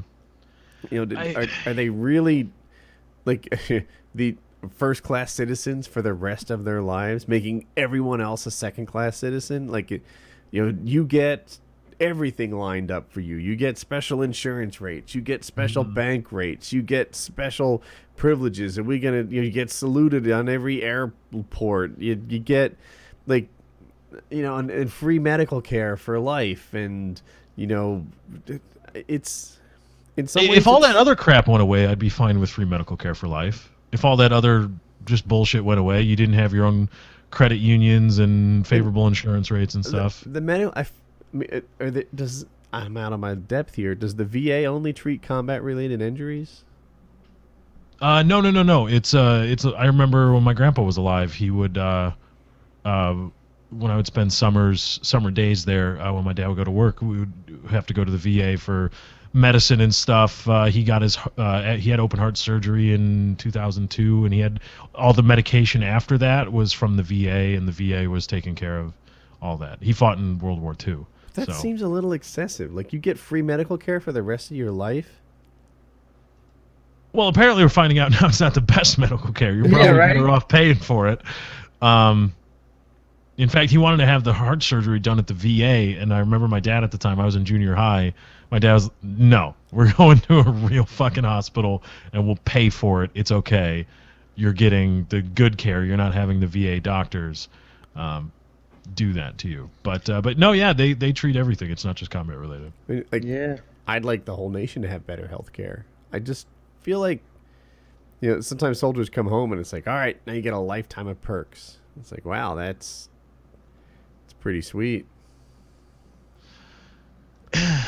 You know, I see what Woody's saying, because it's easy to prop up the guy who has post-traumatic stress disorder and say this is why, you know, combat nightmares and stuff. I get, right? That guy, right. You know, post-traumatic stress disorder. 3,000 miles away in the trailer, dropping drone strikes on innocent people. That guy also gets the free health care and the favorable rates and all that stuff. Even the post-traumatic, let's say the post-traumatic stress disorder guy comes home, needs help. Great. I'm so on board. You know, not a problem. 10 years later, he's kind of worked his way past the post-traumatic stress disorder. Now he has Lyme disease because he went camping with his buddies. I pay for that too? I don't know if that's how. 30 years after that, he's having heart surgery, right? You know, he's left his dad. He's in grandfather. You know, he's fighting World War. 30 years after, you know, that, now he's having heart surgery. We owe that too? So for forever, because of the service, you'd get all your medical care forever? I think it might be different with World War II veterans and Vietnam veterans and Korean veterans because they were all drafted. I think when you're drafted and you've got to go, that raises the stakes on the back end, I would say, because it's a crime for me to not go. I will be pursued. It's a federal crime for me to be drafted and not go. So I have to go. You're going to give me something on the back end for this, and I think that's an easier case to be made for draftees as opposed to guys that signed a check or signed up or were doing it to get out of, I don't know, burglary charges or, you know, Grand Theft Auto charges or whatever. That's heroes, all of them. Do you want to touch that hornet's nest? No, I've done it, and people get pissed, but deal with it. I'm sorry. I'm going to challenge what you think. They're not heroes. They're Some are people. Many are not. Heroes to other troops, right? But just heroes. We should hold these people up for society. Everybody should emulate. No, I'm good. I think we use that too much in society. Heroes. Ugh. I don't know. Like, let's say, for example, and I bet this describes a lot of people. Bombs drop on 9/11 or planes crash on 9/11. These guys are inspired to do something about it. They join the military. They get sent overseas and they start fighting for our freedom. Now, fighting for our freedom. We talked about that. We all know where we stand. But, you know, they really are acting in a very brave way out of motivation to protect their country. Mm-hmm. Brave, sure. Oh, you want to talk brave? Okay. Not all brave people are heroes to me. I don't. Einstein is a hero. Anybody else? Nikola Tesla, hero of society. I'm talking about more global heroes, things that transcend whatever it is. Because the combat troops, like the SEALs that went in and got Osama, heroes to the military. Those are the guys. But what do you? Okay, now you're not in the military anymore. Outside of the military context, you got nothing for me. I got nothing. Just not a thing. And so now it's going to be really funny to see how many people are absolutely upset because I refuse to call people killing brown people heroes. Think about that. When you're pissed off right now and you're writing your comment, just think this guy is refusing to use a word for people that kill brown people. Anger. My issue is not the guy I described, right, who joined because he was motivated to do something good for his country and this and that. I don't have a big problem with calling him a hero. It doesn't bug me. It might be a little bit extreme, but my trouble is that there are a lot of people around him who joined the military because they had no other job options, right? Mm-hmm. Who joined the military because they were in trouble with the law, and that was one of the options. The judge was like, all right, you can do 60 days in the pokey, or you can join, the army. And they chose the military option to stay out of jail. They chose the military option to stay out of McDonald's. They chose the military options, and now they're just there kind of smoking and joking and, doing what it takes to stay out of trouble, but not necessarily excel. And they get, like, the hero class. It seems like it's been extended to them kind of easily. If these guys weren't in the military... they'd be flipping burgers. Or they're in the military and, they're not acting in the way that you want an upstanding individual to act. They're... making detainees jerk off. There you go. Or sit naked in a pyramid. All that stuff. There's that, or even the less extreme way. Like, look, if you just didn't have anything going on for you professionally after high school, so you join the military, and then you get in there, and now all of a sudden you're like sleeping with as many women as you can, and you're shooting guns during the day, and you're living this, fantasy life. It's not that you're a terrible person, but you're no fucking hero. Let's not go overboard on the hero description. Not if you're, a womanizer type sort. Mm-hmm. And that describes a lot of young people in the military. Kyle? Are you asking about the hero thing? Yes. I think hero is should. I heard someone propose that you couldn't be a hero if you're a fireman or a policeman because that's your job. Your job is to do these things. That being a hero is when you do something that's not your job. It's not in your daily routine to be doing them. It's when you go way above and way beyond and you do something that a normal person never would. So, like, the guys who in the military who have won, like, the Medal of Honor, those guys are, by and large, all heroes. Guys who, like, I saw a guy the other day. There was a car wreck, and, like, this guy ran into the gas pump. The gas pump bursts into flames, and this guy runs back in and drags the guy out. That was pretty heroic what he did. I don't know if he's a hero. Like, does he do that shit every day? Like is that Superman's a fucking hero. No. You just drug somebody out of a burning car. I don't know if you're a hero or not. So it really depends on your definition of hero. First and foremost, some people have a not so constricted view of what a hero is. But I think you got to really do something hardcore to be a hero. So I don't think that just because you put on the uniform, you're instantly imbued with. I don't think you're instantly a hero. Mm-hmm. I think if you do something heroic, then you've done something heroic. And I think if you make a habit out of doing heroic things throughout your life, then you become a hero. I like that. I like that a whole lot. That's. I think that falls in line with what I was thinking about the use of the term hero, because I've found that a lot of people get angry that I use terms differently or have different definitions in them. So when I say they're not heroes, when you say somebody's a hero, it's not a specific act. You're holding up that person and their entire life and their entire way of living and going about being a human in our society and saying this. It's essentially the real world version of saying this on the internet when you respond to something and just say this. And you look and you say, "Excuse me, everybody," and you hold them up. This is what we want. This is good. And I just don't think that a single act or even a series of acts can do that. I like what Kyle, if that's a habit, if everything you do is exemplary, or your entire way of life and all the things you accomplish are exemplary, then you're in hero class. But just, I pulled my buddy out of a burning Humvee. That was really heroic and brave, and that's some fucked up shit. But you're not a hero when you get back. You're his hero. You're his hero, right? New topic? May not be mine. Sure. Mm-hmm. My segues are so goddamn smooth. They're going to be mimicked all over the world. Don't you think? You got to watch the Lefty Show. I've got great segues, man. Do you really? Please. Are your segues as bad as mine? Just fucking hard edges. You know what? Time to talk about something else. Call of Duty Advanced Warfare trailer. We all watched it. We did. I don't know, man. I don't dislike it. I don't dislike it either. No. I think it's gonna be a fun little single player experience. I'm not into. I don't think I'm into it like I used to be. I'm definitely not gonna get caught up in the game and playing the game for dozens and dozens of hours. Honestly, I won't even be in a rush to buy it. I'll get it on time. I don't think I'm gonna. I don't want to pay $200 to get it early like I once did. I once paid $500 to get it early.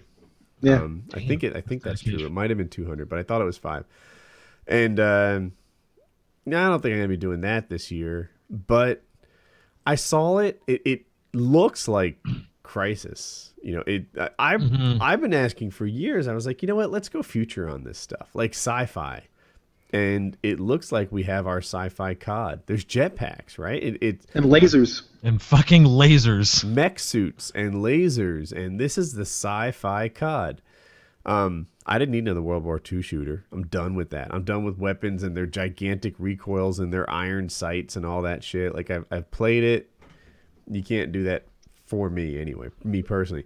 COD 4, everyone looks at that as nostalgic, and I feel like a lot of times when people say, if you want the perfect COD, just roll it back to 2007. And I was saying this before the show started. I don't think that's what you want. I think if that rolled out, you'd have a whole nother set of complaints on the lack of innovation. What you want is your Modern Warfare 2 or COD 4, whenever it is you started, you want that experience back. You want it to be fresh. You want your friends. You want to be doing your thing. You want to be having success in the game for the first time. You want to have that initial experience where you popped your Call of Duty cherry. You can't have that again. You only get that once. You need to go to some other game if that's what you're looking for. But rolling back all the kill streaks to UAV airstrike chopper isn't going to make it the game that you remembered. That's just gone. It's passed by. Move on. It's in terms of what they are actually going to do next. Go into a sci-fi military shooter. I'm down. I'll give it a shot. What do I want from them? I definitely don't want some 80s military shooter. I don't want some 1940s military shooter. A big deal to me is I would like it to play like Ghosts. No, oh my God, what did I just say? Black Ops 2. Black Ops 2 was my favorite COD. A lot of people like the older ones, but to me, the maps were the right size. You got the, hip fire, and it was all about anticipating the next guy. It was that fast-paced run and gun. You can have success. My favorite map of all time. Oh, what was is it Standoff? The one with the streets? I don't know if you guys know. It's shaped like it's like an S, isn't it? Yeah. The street, and there's one flag by the hay bales, and then on the other side, it's actually hay bales on both sides, really. And then in the middle, there's cars and trucks and stuff. That's my favorite map of all time because you just run around corners, hip spraying people, doing your thing. If you die, it's not such a big deal. You just get right back in the action. As opposed to Array in Black Ops 1, which was part shooter, part hiking simulator, where if you died, you're like, oh my God, I just spent the last 6 minutes trying to advance map control up to this spot. I finally got where I wanted to be. You took me out, GG, but... Yeah, that was a 20-player map. That was just too big for their limitations. Ghosts, I think, has tons of maps that size. I haven't even played that much Ghosts. I don't remember. But that one with the fucking castles and the grass and like, oh my God. I think I played that twice before I just stopped playing. Dude, so I'm an objective player, right? Like I really like to take the flags and push forward and whatever. Taking flags in that map is like for suckers. You never see anyone take flags on YouTube on that map. Like they don't do it. They just fucking that's somebody else's job. I'm the Slayer because I'm fucking special. I'm too good for that. You know, fuck you. You're not too good for that. You're not good enough for that. That's the real deal. If you were worth a shit, you'd be able to take that flag. But no, you won't do it because you're afraid it'll hurt your KD, and that's why you only take flags in the last like 20% of it, or not at all. But anyway, taking flags on that map is so dreadful because the lines of sight are so long. The map is so big. It's so. As far as them going sci-fi on the next thing with the mech suits and the jump packs and all that and stuff. Smart grenades. Smart grenades. That's an interesting I think that's thing. pretty cool. I like that. It's a little bit of the Judge Dredd, Judge Dredd with Stallone and that stupid gun that he had. No, they brought that back for Dredd too. Oh, did they? Oh, okay. All right. So that's part of the Dredd lore. I really want to get into those graphic novels. I got to take a note. You should watch the new movie, the Dredd movie on Netflix. You haven't seen it? I will, but I want to read the comic books. Ah, okay. The new movie's really good. Novels. But yeah. So in terms, like a lot of people, it almost looks like it's not built on the COD engine. I can't be sure. Right, but the guy that was playing it, that was just showing off. You know, he was just walking through the map, so you don't really get to see much. It looked, it looked interesting, and it's Call of Duty, so we'll all buy it. But I'm not going to wait in the cold. I'm not playing it on console. I'll play it on PC. Hope that there's, Oh, what are you thinking? PC support. COD's I hope that there's not enough a PC game. This isn't COD though. We talked about this is sci-fi COD. This is different. This is really. I see. Look, I'm as PC master race as most at this point, but you know what I really am? I'm platform master race, if there's such a thing. Like before I bought Assassin's Creed, the last one I bought, the Revolutionary War one, I was like, hey, should I get this on PC? I'm always down to work on my mouse keyboard skills at the time. And they're like, no, Woody, that's a console game. It'll come out later on PC, and if it does, it'll be delayed, there'll be issues or whatever. Assassin's Creed is a console game. That's their primary focus. Borderlands, on the other hand, people say the PC experience is the top one. The graphics are better, the gameplay is nicer. It's where you want to be. Borderlands, play that on PC. Assassin's Creed, play that on console. COD, it's a console game. I just don't like. I think I'm done paying to play games that I already paid for. I just don't like that. I took a long hard look at it once I stopped paying for Xbox Live. I'm like, why would I do that? I paid money for these games and I pay money for the internet, but I have to pay more money. It's what is it, $70 a year, right? So is it 70 or is it 60? 60. It's 60, whatever it is, right? So $5 a month. But that's just no. When I can get it on. So you canceled your Xbox Live subscription? Yeah, I don't have it anymore. No, we didn't do that. I don't want to do it anymore. So, it's just no. I'll deal with the lack of support and the games coming out later. Yeah. But Grand Theft Auto. Oh, I can't wait for that on PC though. I wonder if that's going to be better on PC, because Grand Theft Auto 4 was better on PC. But with all the mods and stuff. Yeah, with all the mods and stuff, and the graphics look nicer. And Grand Theft Auto 4 was better on PC. Grand Theft Auto 5, it's not out on PC yet, right? No, announced for fall of this year. Fall? Fuck. That's a long time. So when it finally comes out for PC, is it going to be better or not? Because it certainly seems like Grand Theft Auto is a console game at this point. Right, and I think the way it works in my head, I know nothing about game development, but I think that if they're also announcing it for the next gen consoles, and it seems to me that the plan was we get GTA 5 out for the last gen consoles, Xbox 360, PS3, and then we go, we do a soft reset and develop for the new platforms, which are all pretty much PCs, Right. and that would make it a little bit easier and the experience more uniform on next gen plus the PC platform. That seems logical. And what they showed, again, is it pre-rendered? Is it actually in-engine? We can't even trust in-engine gameplay anymore. Nope. After what happened with Aliens, Colonial Marines, and a few other things. So, I creamed my pants at the Division, and seeing that, I was like, oh, this is going to be a thing. And then I remembered Aliens, Colonial Marines looks so badass in that in-engine footage.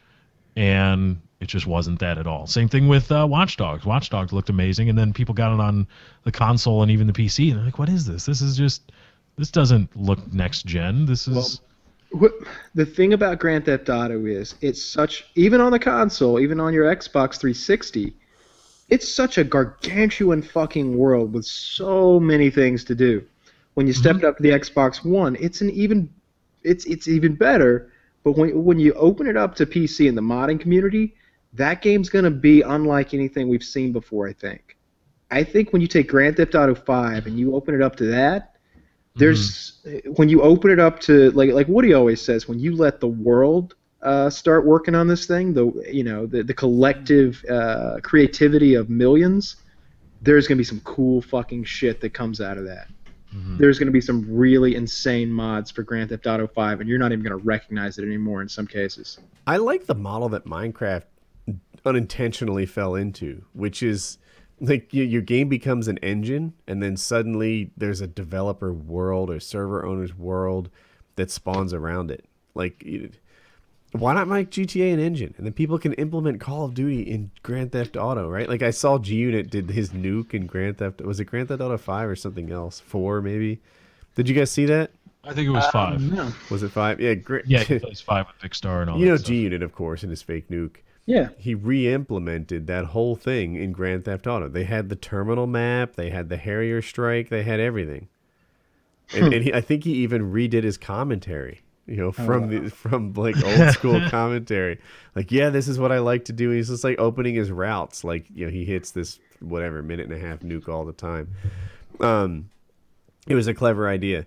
Anyway, like Gary's Mod, right? Those guys have said, hey, you can use our engine any way you want to, and that opens the world up for a guy like me to make a Gary's Mod server, maybe a better Rust, maybe a better Gmod, who knows. And implement like Capture the Flag in Gary's Mod, or lots of the classic game types, and maybe a new game type you've never seen before. Someone implemented civilizations in Minecraft. Right, that's kind of interesting. I think it's a neat concept for a game developer to be like, all right, here's my engine, here's my sample game, go nuts with it.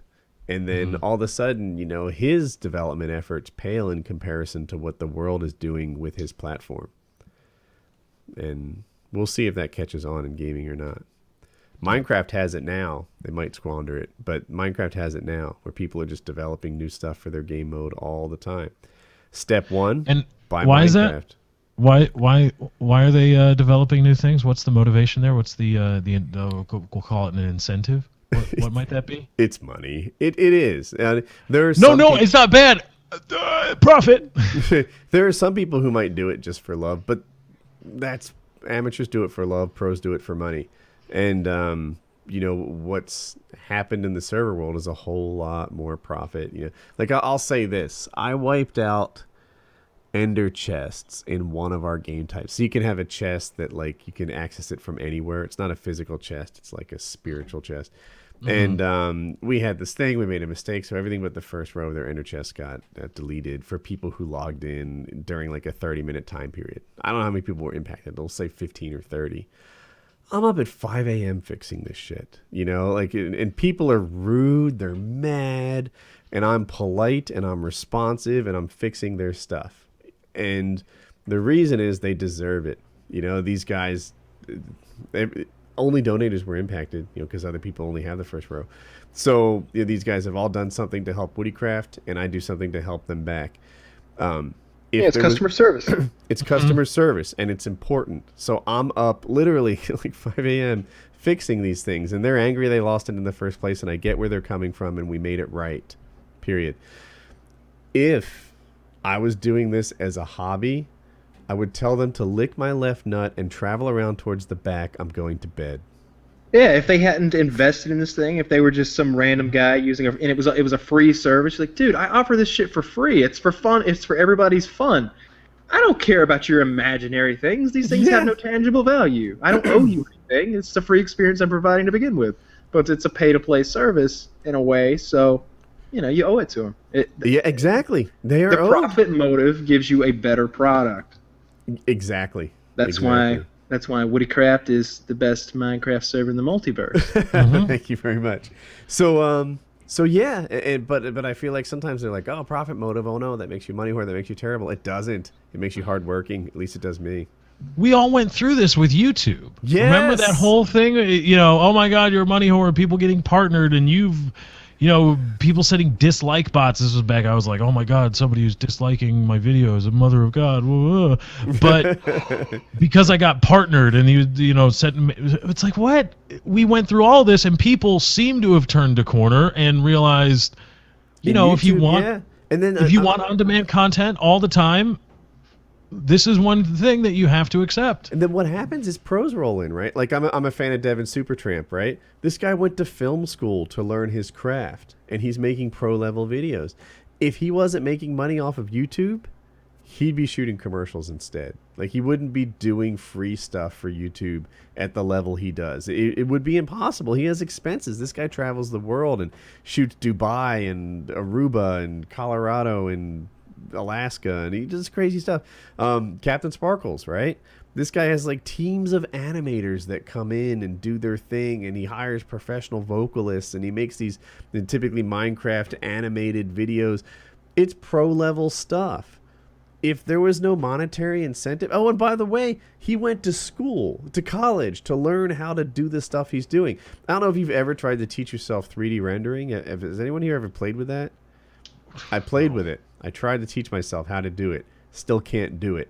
The people that are doing this at the level of the Captain Sparkles video, Skyda's Minecraft video, these things, they've been trained in this. They invested time and money in their own education to make that happen. And the whole reason they did it was not because they wanted to fart around on YouTube. It's because they wanted to make a career out of this, and they did. It's not a bad thing to turn, amateur hour into a professional's platform. But, some guys, they did just like, oh my gosh, if you're not doing it for pure passion. When I have employees, like sometimes, we'll have people that work on WoodyCraft, and they're like, oh, I'm not about the money, I'm all about the passion. And for me, I'm like, all about the passion, fuck. I don't even want that. Because if you only Passion's short-lived. Yeah, if you're only doing this because you feel like doing it, and I can't make you feel like doing it again by paying you a fair wage or a positive wage, better than fair, then what? You do one project and then tomorrow you're not passionate about the next one and you're gone. That's not what I'm looking for. I'd much rather have someone who was who's motivated by money, to be honest, and that way we have an ongoing win-win situation. A guy who's just motivated by doing whatever he feels like doing at the moment, that guy can be gone tomorrow. I'd rather have a guy who's looking for a job than a guy who was looking for a good time. Mm-hmm. I got a new topic. Go on. Tesla has opened up all of their patents to the world. So apparently 1% of cars sold in the U.S. are electric, and they feel like that is too low. And I'm guessing they see it as their own competitive advantage. I was reading, the guy said that when he first proposed the idea of opening, not all their patents, but some of their patents to competitors, the board hated it, and now they love it. They're trying to get, I think in particular it was the quick recharge stuff, right? I believe so. It was something specific they had mentioned, but several of their patents, I thought. I think a lot of it was related to like the charging stations and the batteries and the quick recharge stuff that they had figured out. And that sounds neat. I'd like to have more charging stations, or maybe And did they open up the patents or did they charge for it? Because that's what I would do. They put the electric car patents into the public domain. Wow, that's full on. Because a halfway step to do that would be to make them affordable. Like, all right, GM, tell you what, you know, for the small fee of like $15 a car, you know, you can use our patents. And, you know, to a company like GM, they might be like, yep, totally worth it. I'm in.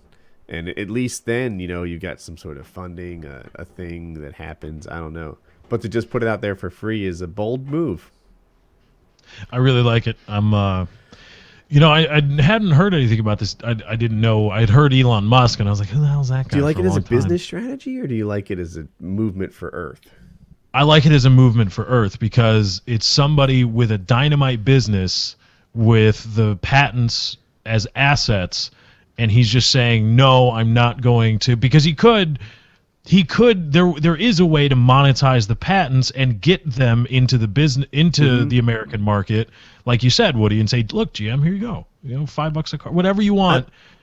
Let's get it in so that people get interested in my cars. I believe my product is better than yours, and I'll do that. Their car is better. It's cool, man. It looks like a Roadster, and it's got that full-on screen. That's pretty badass. Undeniably. At the beginning of the year, Tesla had 203 patents covering batteries and other key features. The earliest any of Tesla's current patents expires is the year 2026, and they just gave it all away in the interest that, you know, there'll be more electric cars on the road. And I think they know going in that, yeah, Chevy, yeah, GM, yeah, Ford, go ahead, do your best, because the car that we made is the best car ever made. Okay, it's the Model S, the one that's made in the United States, their top of the line is $70,000. It's at the top of in every way that we can test a car. It's the best. The Consumer Reports gave it their highest score ever. The safety ratings are all the highest that they've ever seen. It's an incredible car, and it's nice. It looks nice. And what I really like is the concept of taking less and going with a bold strategy that obviously is not the best in terms of profit, and saying, Elon Musk and saying, my company, we will even open ourselves up to taking less if it means these other things. Is it? But I don't know that they're taking less. I could be crazy, but I think this is a business strategy like any other. They're trying to say, you know what? We've got 1% of the vehicle market now. If we can make electronic cars more popular, if Chevy starts selling 100,000 shitty electric cars a year, then we can sell twice as many as we do now by giving away our patents. If we can popularize the idea of an electronic car, then Tesla will do better than otherwise. If we can get Chevy and Ford and Chrysler and Volkswagen and Porsche and whoever to lead this train, then we'll be pulled along with it. I think that's the strategy. I don't think this is a donation. It sounds like one. Like, hey, we're putting our domains out in the public market, or we're putting our patents in the public market. Go. I don't think they're really donating. I think they're trying to elevate the market in which they exist. It's both, I think. I think it's both for the greater good, and I think I think it's for the greater good. You really do. Yeah, I think it's for their personal gain. I'm not so jaded that I automatically assume that somebody would be I guess I am. Personal gain, they would license their patents out to a few key manufacturers for the next 20 years, which is what they're 22 years, which they totally could do. But they're just saying, here, it's all free. We want the world to drive electric cars. I mean, think about it. They're a company who makes electric cars. These guys are, you know, maybe obviously there's a profit motive, but I think there's more to it than that, or they wouldn't be making electric cars. They took their genius and applied it elsewhere. It could be win-win, but I would. Yeah. Of course, I choose to believe, but you know what Musk said on the blog post on the Tesla company webpage. You know, it just. I can't be that jaded. Like, in order to live in a world where I see somebody that says that publicly. What did he say? Here, I'll pull it up and read it. Yesterday, there was a wall of Tesla patents. This is from Elon Musk on the Tesla website. At our lobby of Palo Alto headquarters. That is no longer the case. They have been removed in the spirit of the open source movement for the advancement of electric vehicle technology. Tesla Motors was created to accelerate the advent of sustainable transport. If we clear a path to the creation of compelling electric vehicles, but then lay intellectual property landmines behind us to inhibit others, we are acting in a manner contrary to that goal. Tesla will not initiate patent lawsuits against anyone who, in good faith, wants to use our technology. And on when I started this company, it's a few more paragraphs long, but that's the because he could have sold it for royalties, right? That's a common thing, and a legit business too, right? Like if I invent a better hard drive and then let you manufacture it for a fee, it doesn't make me bad. It just makes me an inventor. Maybe he is acting, and it's interesting.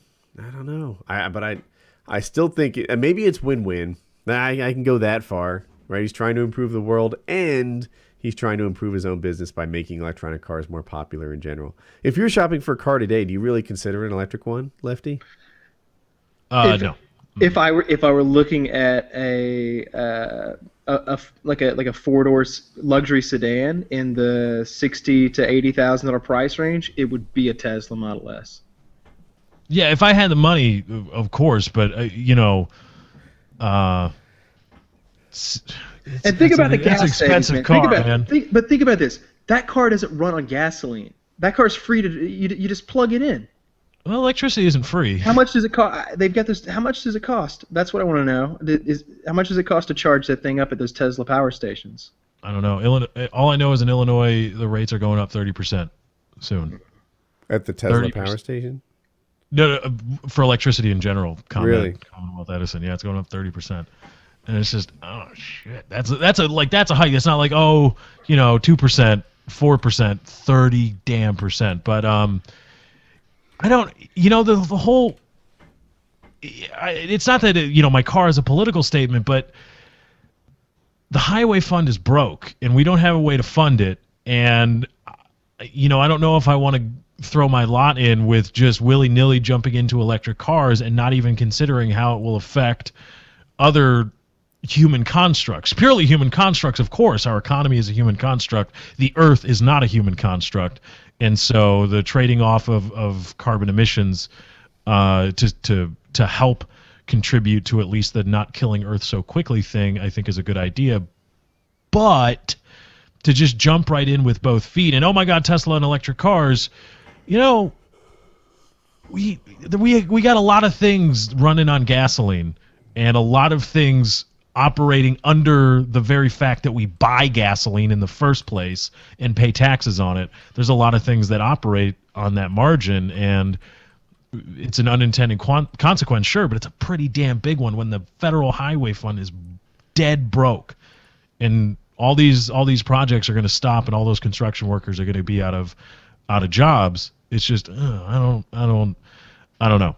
But and the other thing, the thing I learned about Tesla is there's a I think it's a yellow cord that runs around the perimeter of the vehicle to complete the circuit, and you don't touch that cord because that's providing the current for the entire thing, primarily the electric motor. And if you're in an accident, if you're going fast and you get clipped and that wire is, one, exposed, or two, if you need the jaws of life to remove you from that, I think they've got to do something special to the car or use some other instrument to try to pry you out of the car, because if the jaws of life cut through that thing and it completes the circuit, that's all going into the thing and into the guy operating the jaws of life.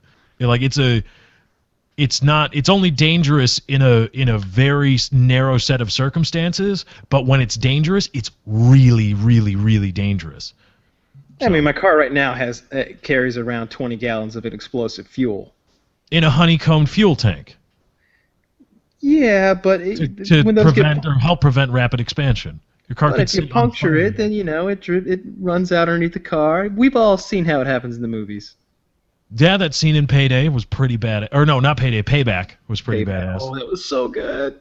when he's just smoking Okay. a cigarette behind him, and That does not work. You can't flick. Cigarettes don't light gasoline. You can put. You They can don't? light. You can light your cigarette. You can take a big puff on it to get it red hot, cherry hot, and then you can dip it right into a cup of gasoline, and nothing will happen. You can. It'll go tss, just like it was water. Nothing happens. It's such bullshit. Like I guess I haven't smoked in a week, but when I did smoke, I'd smoke at the gas station all the time because it's fucking bullshit. okay. But speaking of dangerous, Kyle, your car, you can switch your car off with your knee. Are you worried about that? That's stupid recall. That was so dumb when I read that. I just did some math. I think I did it right on the Tesla. It would take me about $11 to fill the tank. It's a 300-mile range. All right, that's pretty fucking good. Or at least 300 miles would cost about $11. I don't know if that'd be one charge or two, but anyway. So with a 30 mile per gallon car, that's 10 gallons. 10 gallons times $3.70 is $37. For 300 miles. Yeah. Yeah, that's but that's it's better. So it's better at 20 than bucks a third. tank. It would take a long time to get back to $70,000 car. If you fill your tank every 2 weeks at $20. Yeah, Woody, but you live at home. Like, all right, so the Tesla's not the best, is not ideal for you because you shop with Amazon and you work from home. But for someone who commutes 2 hours a day and maybe goes out for lunch in their car from work, someone who puts 100,000 miles a year on their car, it's starting to make sense, especially if you want to be a bit more environmentally conscious. Keeping in mind, of course, that electricity doesn't come from thin air. It's got to be generated somewhere. Yep. And coal mining is never mind the Clean burning coal. of the coal. No, but you still got to mine the coal, don't you? What does that do to the environment? I have never flooding mined of the earth. a nugget of coal. I'm pretty sure it's a In my big area, deal. it's nuclear. God, nuclear. Why aren't we doing this? Yeah, I like that nuclear stuff. You know, just, oh my goodness. We've had nuclear plants. We have a lot of them. Not as many as we probably could, and we've had terrorists for a long time too. They still haven't figured it out or haven't been able to weaponize or use our own nuclear power plants, of which there are plenty, against us. The whole terror thing is a non-starter for me. It's been around, they haven't done it. Guys, the terrorists suck at their jobs, okay? Get it through your fucking heads. Terrorists are a scare tactic. They don't really exist, all right? They exist in the West Bank, okay? They exist in war-torn Africa, in the parts of the world where they're just like a disease, okay? If you've got an open wound, bacteria is going to get in there and it's going to fester. The United States is not an open wound. We've got our shit pretty much together over here as far as our infrastructure, our rule of law, you know, the way our society is put together. You don't have to worry about terrorists coming up in here and doing anything because they fucking can't, okay? They can't, or they would have. You know, if there were really armies of people whose only mission in life was to do harm to Americans on American soil, it would happen every fucking day of the week. It doesn't, though. It's so easy to do.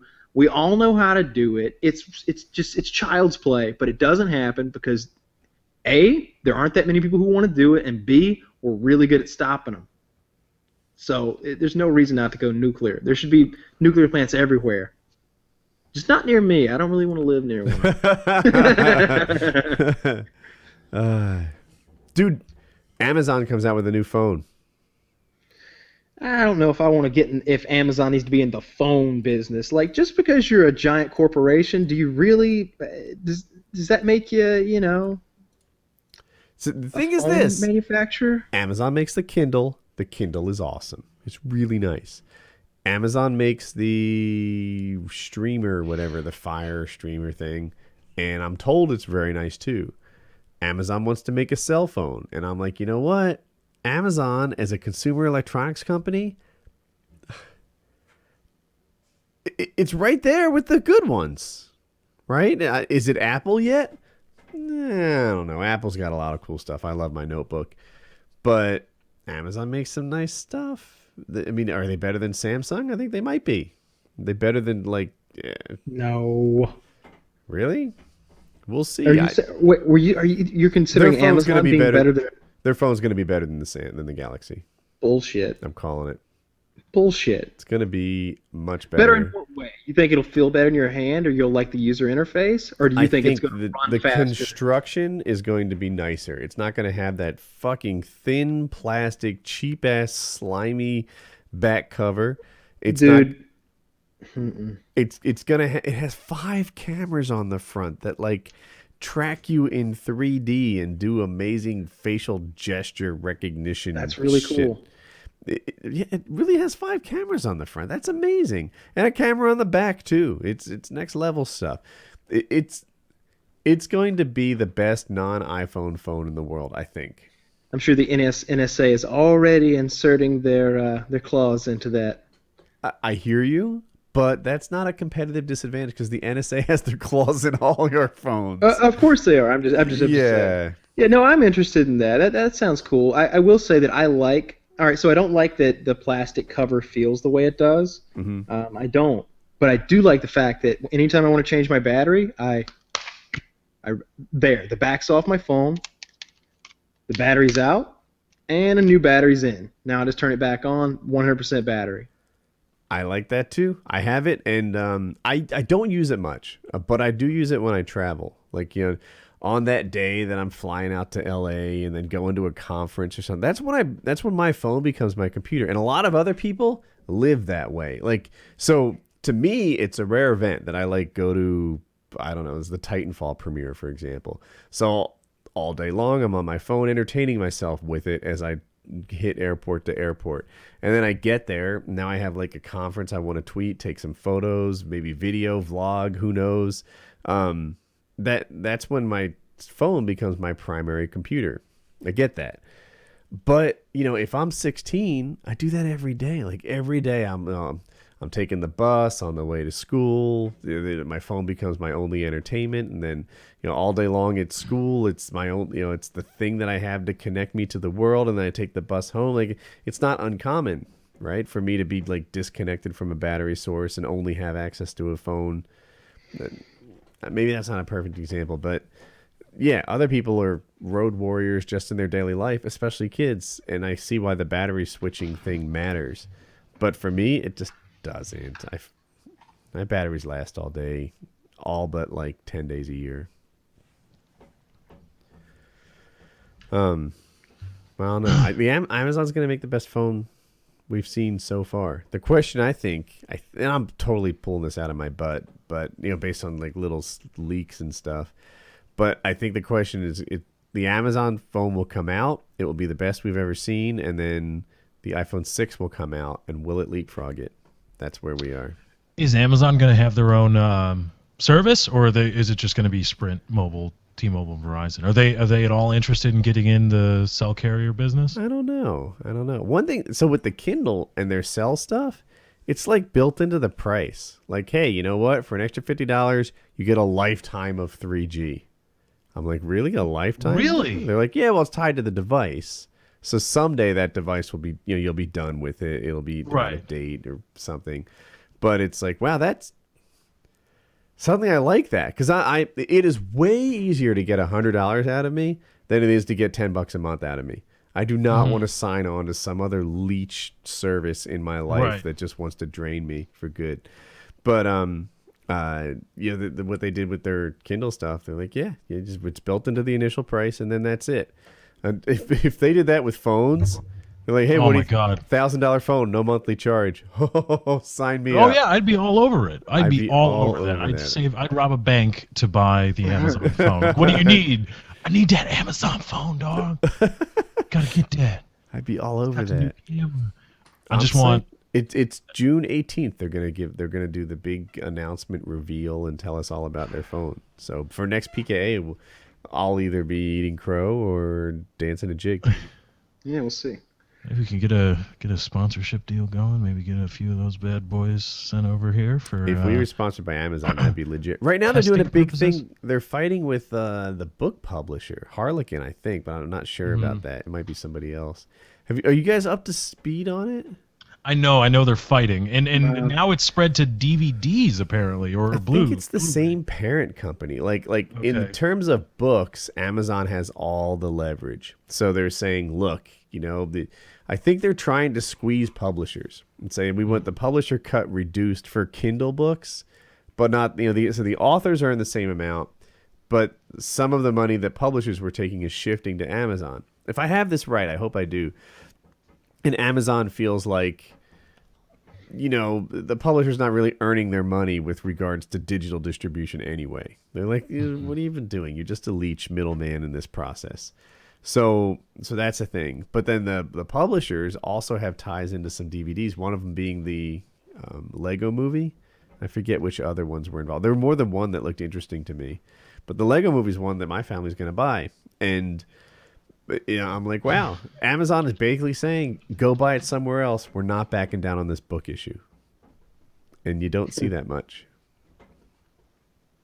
Yeah, that doesn't happen too often. They just turn away. Yeah, they're just like, yeah, buy it somewhere else. Don't care. They're like not taking pre-orders and stuff like that. They just don't care. So So we talked about earlier making this PK a little bit short since you just had gotten back from the wedding and everything. But I just want to make sure, as this thing gets closer to the 2-hour, 2.5-hour mark, that we get some Game of Thrones talk in. Oh, I like the idea of covering Game of Thrones as our last topic because Exactly. the people who don't like it can be like, all right, I'm bugging out now. Yeah, and that's what, the spoilers and everything. Whether you're just not interested in the show or whether you just didn't catch last week's episode, you can go ahead and peace out and you don't have to worry about, all right, well, maybe they talked about it for 3 minutes and you skip forward 3 minutes and you're like, and then everyone died. And you're like, no! They killed another Stark. God damn it. There aren't many Starks left. So are we prepared to go into Game of Thrones talk or do we have other topics that you guys would like to get to? I don't have it. I mean, I've got some other placeholder topics, but we kind of talked about it 2.5 hours, and so if you guys can ramble on. Yeah, my last topic was celebrities who are murderers. Yeah, let's run that one and then into Game of Thrones because they seem to mesh well. All right. 21 celebrities who have killed somebody. Now, I don't know if I want to talk about everyone. I don't find them all to be interesting. Yeah, some of them aren't big names, I'm sure. You're going to want to hit your Spectres. You're going to want to hit your O.J. Simpsons. You want to hit Matthew Broderick up. But not every one of them, I'm sure. All right, we'll start. It looks like they're alphabetical by last name. First on the list, Robert Blake. Interesting enough to talk about? Serpico, right? What? Didn't he play Serpico on TV or something like that? He I don't. played like a cop I on barely TV. recognize this guy. I know his him from of Mice and Men. Yeah, he killed his wife and he trying to hire somebody to kill his wife, right? Yeah, I believe so. It If you want happened a job in done right, you got to do it yourself. I think it happened when I was in like high school. What year did it happen? Does it say? 2001. Yeah. See, I was in 2001. I was a freshman in high school. I wasn't. I catch CNN as I walked past it, but that was before my time, to be honest. The murder and his career. So John Wilkes Booth. I saw he John was an Wilkes actor. Booth. Yeah, I was like, John Wilkes Booth, of course he's this famous murderer. That's like saying Jeffrey Dahmer's a famous murderer. But today he's known as the person that murdered Lincoln. But before then, he was a celebrity nationally known as a theatrical actor. His family was already known in the theater circuit, etc. So yeah, John Wilkes Booth was famous. Hey, honey. Did you let the dog out? Yeah. Just like, I don't know, 30 minutes ago. We're doing a show, baby. Love you. I love you. Bye-bye. Bye. All right. Yeah, John Wilkes Booth, famous before the murder. Now, perhaps more famous. Definitely. Matthew Broderick. So this is a weird one. Matthew Broderick, I believe he was in Ireland. He lost all memory of the event, and he did not test positive for alcohol or anything else. But basically, if I remember right, he, for some reason that's unknown even to himself, went across the road, struck another vehicle, And did he kill both people in the car, like a mother and Yes. a daughter? That's exactly right. Well, wait. And a lot was made of it that he received such a slap on the wrist, but it really seems when you boil it down that there was really not a lot of negligence that can be proven on his part, and he just felt awful about it. Of course, but no one can explain what happened. They just know that the two cars struck each other, and the people in the other car died. Matthew Broderick was injured. When he woke up, he had no memory of it. So I believe he got, a fine for like reckless driving, which is the only The no crime memory thing I didn't take to be just a court tactic. Like, he was in the hospital for 30 days because of his memory loss. Poor Ferris Bueller. That's why I started banging Sarah Jessica Parker for some reason. Oh, I'm so anti-horse hate on her. She seems like a lovely woman. She's very nice. When she was younger, she was. It's something about when you age and you have a horse face, it kind of gets accentuated, and she's very skinny, so that makes her bone structure a bit more extreme, and she's got that beauty mark, which, just something about her face, and I believe she's Jewish, so like her nose is a bit pronounced. Just something about her face, There's a lot of stuff going on. It's very angular. It's very long. She's a beautiful woman, especially back, when she was Carrie Fisher in Sex and the City. But the last time I saw a picture of her, she just wasn't doing it for me. I'm looking for a picture of her from this year. That one's totally shopped. One of the finished ones is one of the finished Google search when you type in Sarah Jessica Parker. Sarah Jessica Parker horse. It's just this poor woman. Yeah. Was a sex symbol, was empowering women for years, and everybody remembers her because Family Guy likes to rip on her, and a lot of other people too. Is that right? I swear, I think she's 49 years old. Am I right on that? Yes. Next year when she's 50, it's going to be, oh my God, this woman is 50. And she will be no Julia Louis-Dreyfus, I promise you. She will be second best. She'll be second best. Bull fucking shit. Julia Louis-Dreyfus is fucking hot as shit at 50. And she's a 100 millionaire. I didn't realize that. She's even We've hotter talked about it before. She got all that money from her dad plus the Seinfeld money. Oh, wait. She's Yeah, but I'm thinking of someone different. You're saying Julia Louis-Dreyfus. Elaine. I'm thinking of the chick from Weeds. Oh. No, different chick. She's old and hot, too. She's older and hot too. I think she's younger than the two aforementioned ladies. I would peg her as a 40. What's her name? Mary Louise Parker?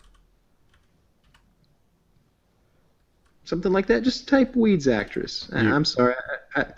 I watched 2 seasons. She's 49. Mary Louise Parker. Oh, she's older than I thought. Okay. Yeah. Very hot too. Very hot too. Yes, held up very well. I think Julia Louis-Dreyfus, if she's 49, she's an amazing 49 and doesn't get enough credit for that. Like, here, look, she's not 29. You can't have that. The 49-year-olds don't look 29. But, well, someday you're 49 and you're not you, but I'm speaking like this general horse hater. Someday you'll be 49 and your wife won't look that good. Looking good to me. Aaron Burr, Vice President of the United States, engaged in a duel with the former Secretary Alexander Hamilton. That's right. In New Jersey. Did he kill Hamilton? I believe so, yeah. They used to, that duel stuff used to be serious business, and I wish the duel were still a legal thing, just like trial by combat. Oh, dude, check this out. I didn't realize the details of it. So, I guess Alexander Hamilton, who's on the $10 bill right now, he had a long-standing feud and said that Aaron Burr wasn't qualified to be the governor of New York. So duels were often at the time. They would have duels with pistols. They were common, and they were done just for show, with participants routinely throwing away their fire. Shooting in the air. Yeah, they'd intentionally miss. That's what it was. So Hamilton and Burr, did a duel. And then Alexander Hamilton threw away his fire, so he intentionally missed, shot off in the air. And then Burr killed him. Yeah. What a badass. So if you can imagine, it would be like, I would be like, you know what? I've had enough of this shit, Woody. I challenge you to a duel. And we get there, and of course the duel wouldn't be that day. It'd be like next week. Next week comes around, and of course our families have been talking to each other. We've probably reconciled, and we're like, yeah, we shouldn't have done this whole thing. But, you know, we're men of honor. We have to complete the duel. So you'd go through the ritual of the whole thing. But in this case, he wasn't having it. He meant what he fucking said. He challenged him to a duel. He's Yosemite Sam'ing that shit up. And he took him out. Yeah. Well, there you go. I think duels should still be a thing because I think there are situations where one man has just pushed another man too far, and you know it's a common, you know, where it's a civilized world. Do you know how many just go assholes would be challenging me to a duel over Twitter? Duel me at PAX, Woody. Duel me at PAX. No, dude, you just start showing up with your handgun, like, all right, look, dueling time. Let's go. I promise you, I'm better.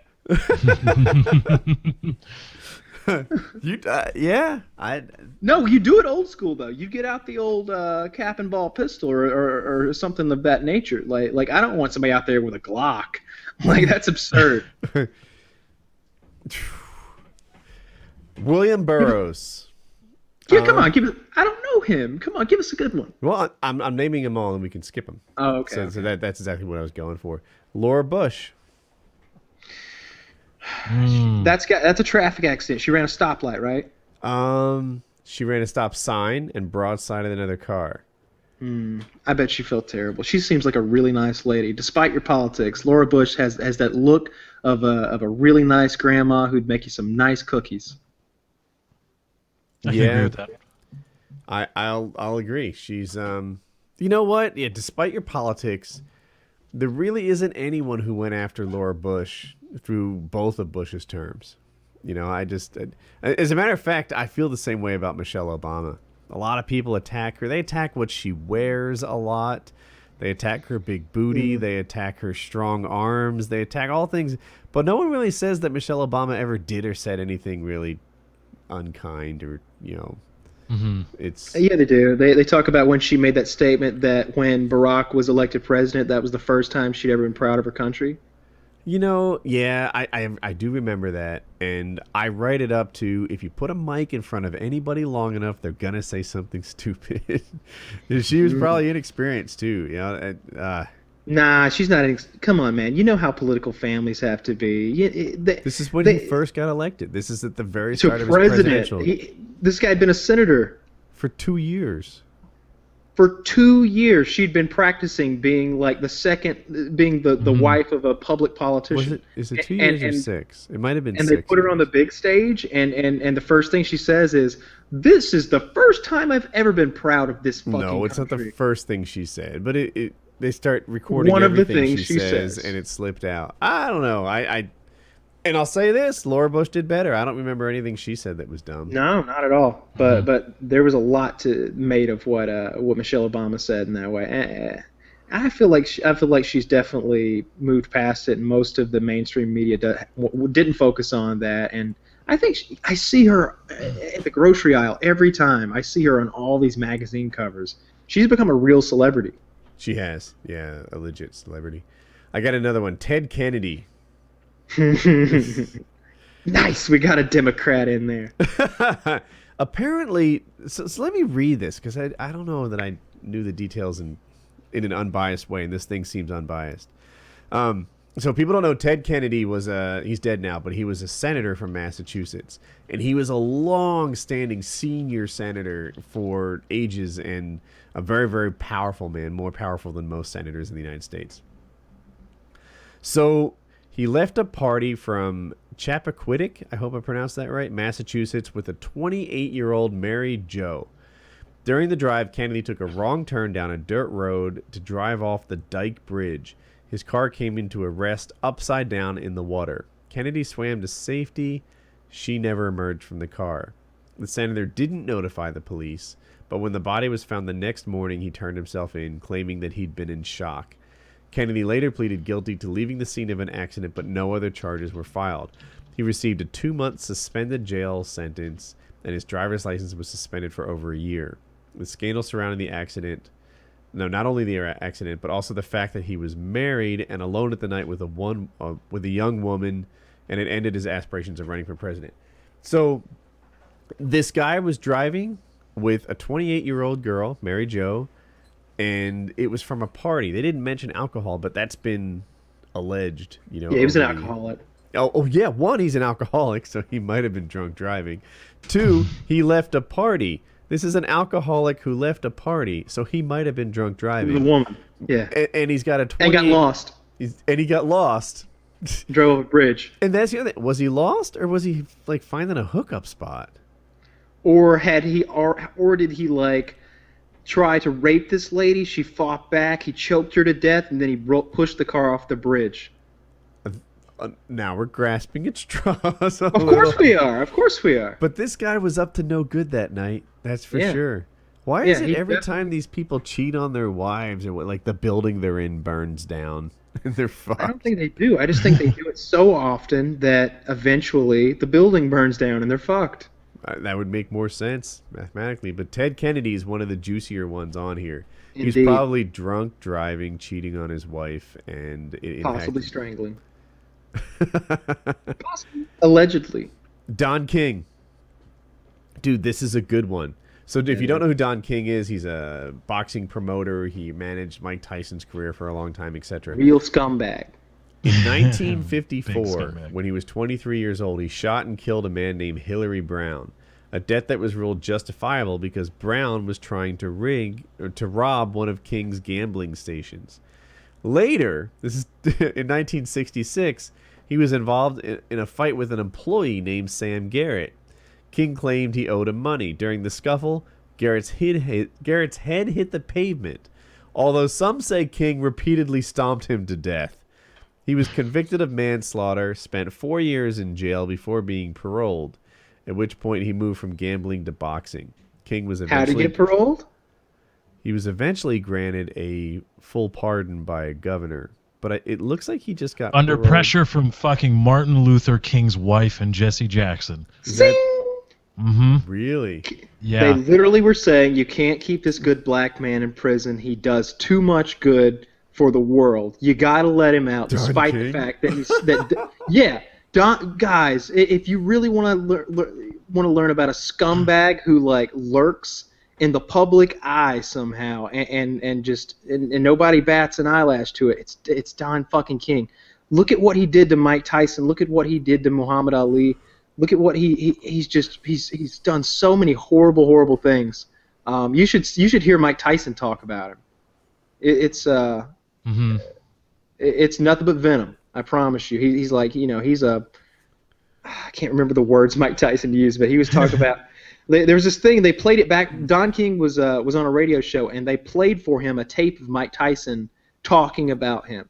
And he was like, he's the worst human being in the world. He's a scumbag. He's a venomous cocksucker. He just sucks the life out of everything around him. He's this, he's that. And then they're like, Don, how do you respond to that? Well, that's Mike for you. That's just Mike. That's how Mike talk. Mike loves me. Everybody knows Mike loves me. That's just how he talk. You can't pay no attention to what Mike be saying. And it's just like, well, wait a minute. No, Don, you're not twisting me. Mike Tyson literally just made it very clear that you're the worst person in the fucking world, and you can't spin that. You almost did, though, because that's what he is. He's a promoter. He's brilliant. Rush Limbaugh does that to me. I don't agree politically with Rush Limbaugh on most things.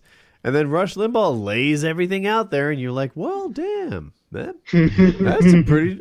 Wait a minute! I don't believe anything you're saying.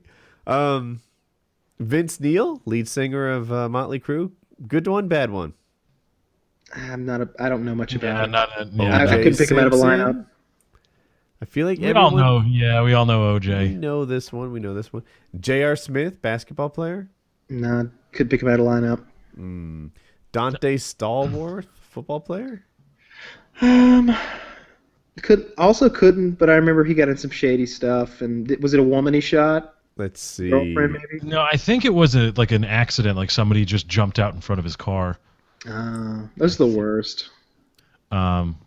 You know who's not on that list? That should be Ray Lewis. You left out that he was drunk driving during the. Oh, was he DUI? Oh, okay. Yeah. Here's the thing about DUI deaths. I'd like to know the blood alcohol percentage.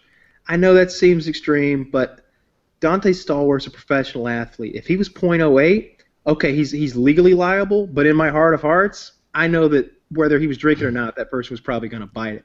That's if there's anybody out there who's going to have good reaction times, it's him. Mm-hmm.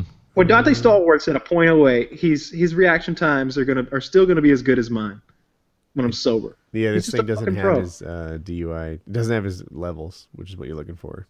Yeah, He killed a pedestrian. Yeah, that's terrible.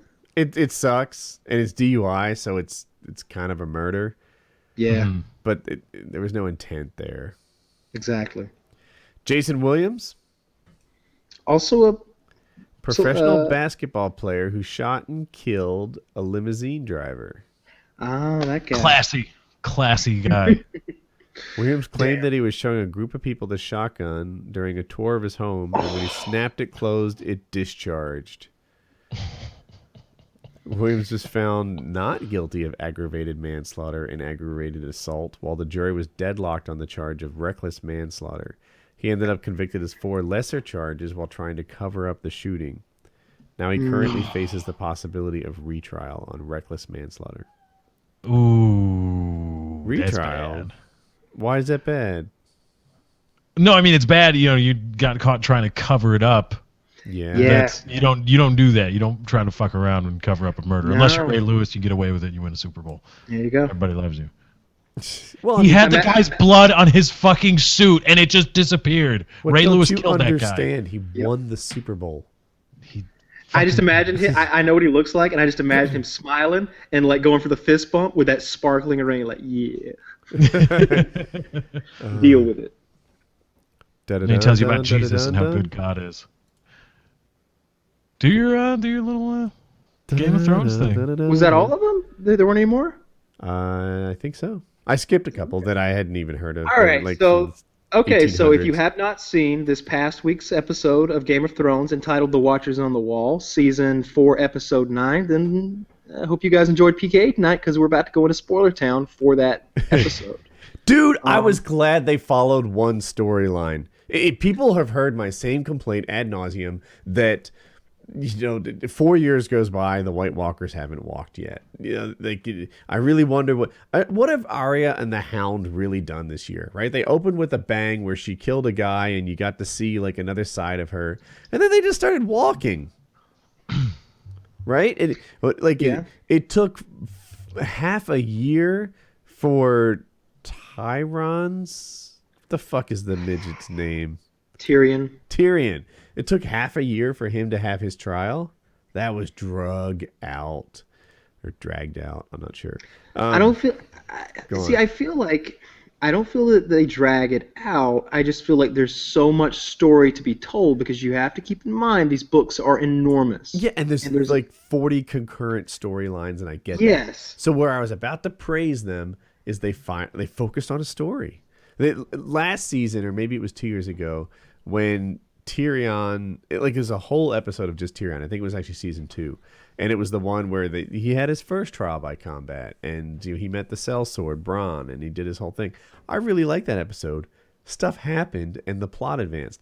I really liked this week's episode because the whole attacking the big wall thing, it went down.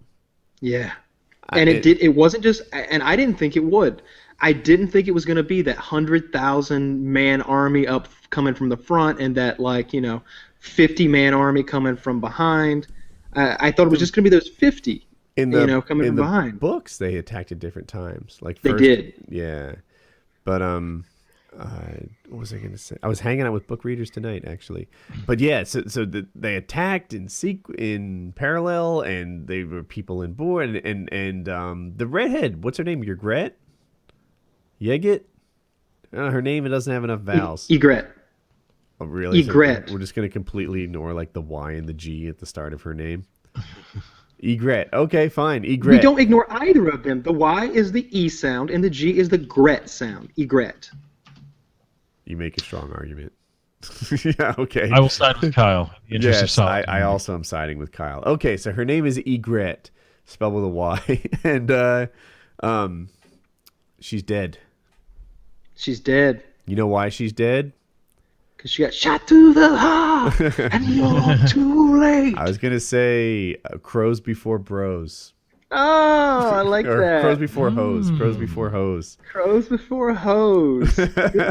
Yep.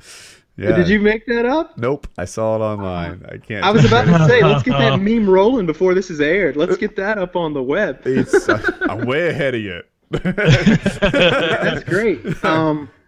Yeah, I like that it stuck to one storyline. I will say this: after watching Castle Black's defenses be put into action, I feel like those wildlings never really had a chance, and they keep talking about there's 1,000 of them. We've got to do so. No, who gives a fuck if there's 1,000 times more of them? You're on I think it's a 500, maybe a 700-foot tall ice wall. They have that thing that they dropped. They call the scythe. There's 100,000 of them.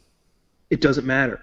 They had that scythe that they dropped that just swings across the wall. But the scythe, it looks like it takes 3 hours to recharge. Like after it drops, they up, and I imagine they hoisted it back up. I bet it takes 3 or 4 hours to climb the wall.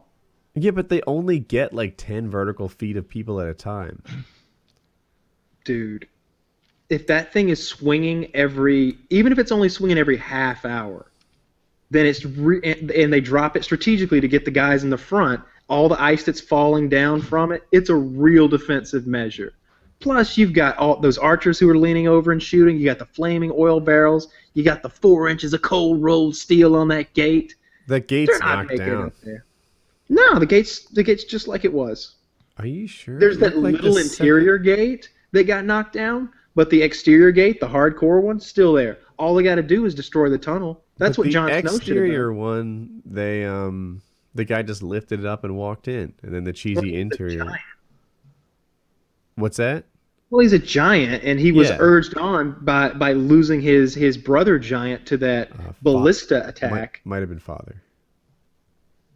Hmm?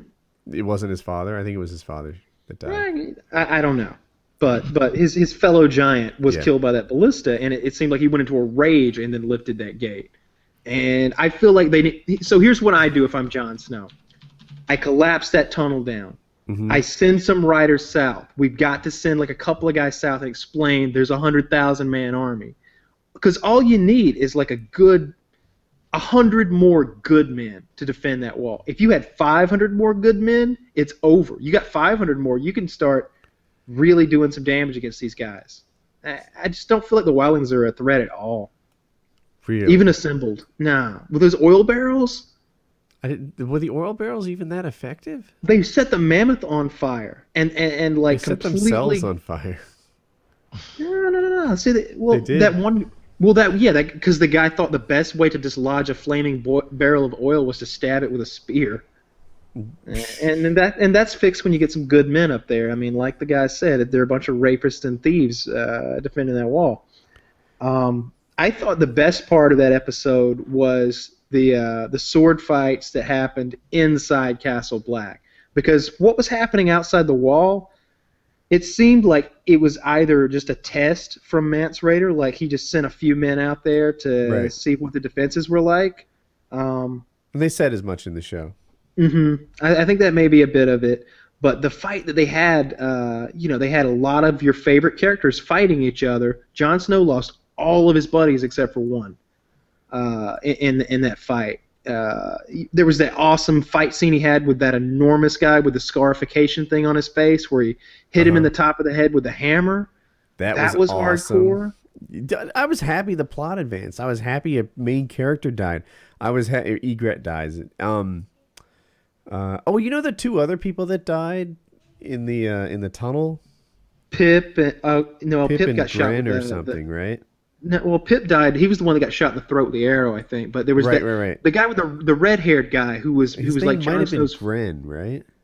Something like that. But he was a good guy. They don't die in the books. Huh. Yeah, I learned that tonight. Both of them are fine. Not dead. Well, shit. They just, you think George R. Martin's bad? The writers of the show really don't fuck around. Yeah. So yeah, it was a great episode. They spent almost, they spent the entire episode focused on that one plot line. I heard Though, the budget was huge for that episode. That they yeah, burnt a lot. What about the last episode? Is the budget big for it? the last episode, I'm told that Game of Thrones only submitted one entry in for the Emmys for like the best writing category, and it's the 10th episode. It's the episode that comes out this week. It's called The Children, I think, something like that. And I don't know what the budget's like, but I think we're going to get another battle at Blackwater Bay. I think that Stannis is showing up. He's going to attack the castle. I don't know what that means for anybody or anything. So the episodes have been about 44 minutes long, 48 minutes long, and I think the next one is 66. Yeah, yeah. So that's good. And from the previews, we are going to get some more Jon Snow. Yeah. So we're gonna follow Jon Snow north of the Wall. We're gonna get to see what's going on with Tyrion. We're gonna get to go see what's going on with all the Lannisters are in the show. So you got Tyrion, Tywin, Cersei, Jaime. They're all gonna be integral to. All of them are gonna have their plot lines covered. Also, you're gonna follow up with the Hound. You're gonna and Arya Stark. And it looked to me from a screenshot that I got from the teaser and from something I found on Reddit that there's a scene where it's like it appears that the Hound and Arya are confronted by a third individual. That third individual is the blonde Brienne. Yeah, Brienne. Brienne. Yeah. I called her Brie, the cheese. That's close enough. But her armor It's a matches. team You can see the effort. shield. So it looks like she's going to meet up with them, and so that's going to be interesting. And we're going to get to see some Khaleesi, and we're going to get some dragons. That's all my favorite stuff. These are a few of my favorite things. Dude, Game of Thrones. A good episode, Game of Thrones. I got to tell you, though, you had 4 or 5 stale ones this year. I don't know, man. Like I said, the 5 books that are already out there, they're already 3.7 times longer than the Lord of the Rings trilogy as far as like words on the page. There's a lot to cover with these things. It's just a lot to cover, and I understand that they move slow. I wish that it was a 2-hour episode every week. Yes, I'd be fine with that too. Yeah, if you gave me 2 hours every week and like 30-minute blocks of each character, that'd be pretty good. But You what cover we get 4 is like storylines. 8 hours a year because they're 40-minute episodes. 8 hours a year. I want more than that. I'm sure they could flesh it out. Yeah. There's a lot of characters we just don't know what they're fucking doing, and I'm sure the books covers it somewhat. Like I really wish we'd seen what Stannis has been up to. What the fuck's he been up to? And that motherfucker that's been in that rowboat since the beginning of the year. Where is he rowing to? Who's been in the rowboat for a year now? The bastard son of Robert Baratheon that the Red Woman wanted to burn. And the guy who he's in a lost his- rowboat right now? Remember the guy who like freed him from the dungeons, the one who's missing Oh, the yeah, fingers yeah, on his yeah, right yeah. hand? He puts him in the rowboat. He's like, no, you sit on that side of the rowboat to row. He's like, have you ever been in a boat before? He's like, no. Can you swim? No. Well, don't fall out. And he sent him to row for King's Landing. For King's Landing. It's a long row, but we should have followed up with him by now. Even if it was just like a 5-minute scene of him like out in the middle of nowhere rowing and the seagulls overhead, him looking up at the sun all parched.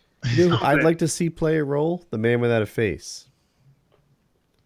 Who's that? He's the assassin that killed 3 people for Arya because she stole 3 deaths when she saved him from that cart. Well, that's up to her. She has to call him, and she has to say the magic words. And she should. I want him back. All men must die. Yeah, I'd love to see her be like, you know what? I got some motherfuckers need a good killing. The Hound She has here to next meet a me? man from Bravos. That's the thing, though. That's how that magic works. She has to find a man from Bravos, hand him the coins, and say the words. Do it. When that happens, we may get to see some cool stuff.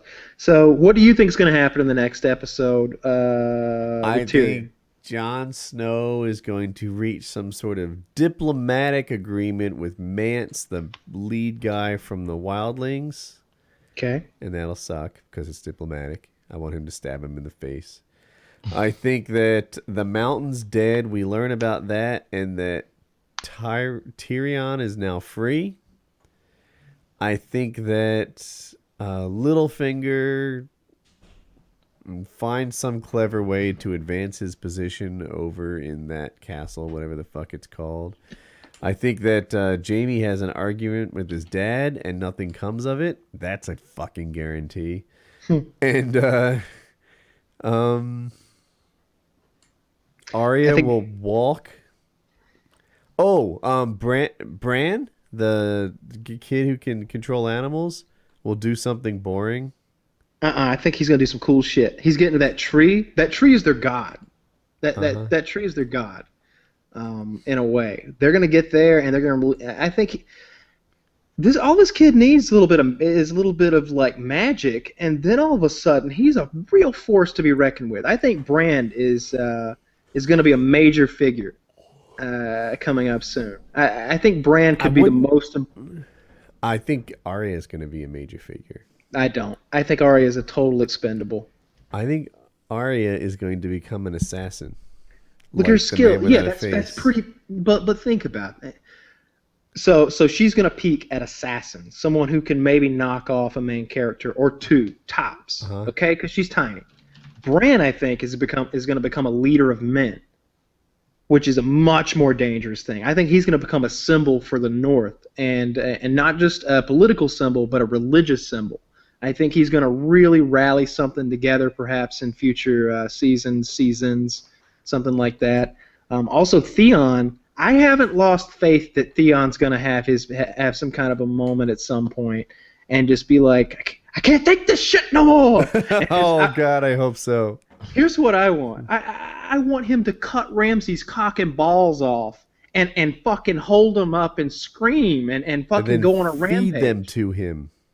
I want him on camera. I want him to like grab them and Ramsay be like, Reek, what are you doing? And him just start sawing them off with a dull knife and just cut his cock and balls off. And then shove it down his throat until the guy suffocates. That would be... I want him stabbed multiple times in the throat, really fast. Lots of gurgling and stuff. I want Theon to come... I've forgiven Theon completely for everything he did. I saw a thing on Reddit recently and it reminded me it was during the time where Ramsay had fake rescued Theon. And he was like, he said something along the lines of, my real father died at King's Landing, talking about Eddard. And he's like, I had a choice to make, and I chose wrong. And he's right. And when you add that up to like what's happened to him now, I completely forgive him for everything he did. Even burning those farm boys, whatever. I mean, the Hound killed a farm boy too. Yeah. I've forgiven him. Like, farm boys are they come and go. Whole people. They're not in this world. It's feudalism. Okay. I don't know about Tyrion. I think that Stannis rolling into Blackwater Bay with a fleet of sellswords or something could totally, get Tyrion out of there. I think he's going to leave a fugitive of some kind, though. I'd like to see him get out of there. He needs to get out of that city. Good he needs stuff. to get out of King's Landing. Next couple days, the final Game of Thrones and the Amazon phone. I'm Yep. psyched. Call that PKA 184? No. Let's do it. Later, guys. Bye.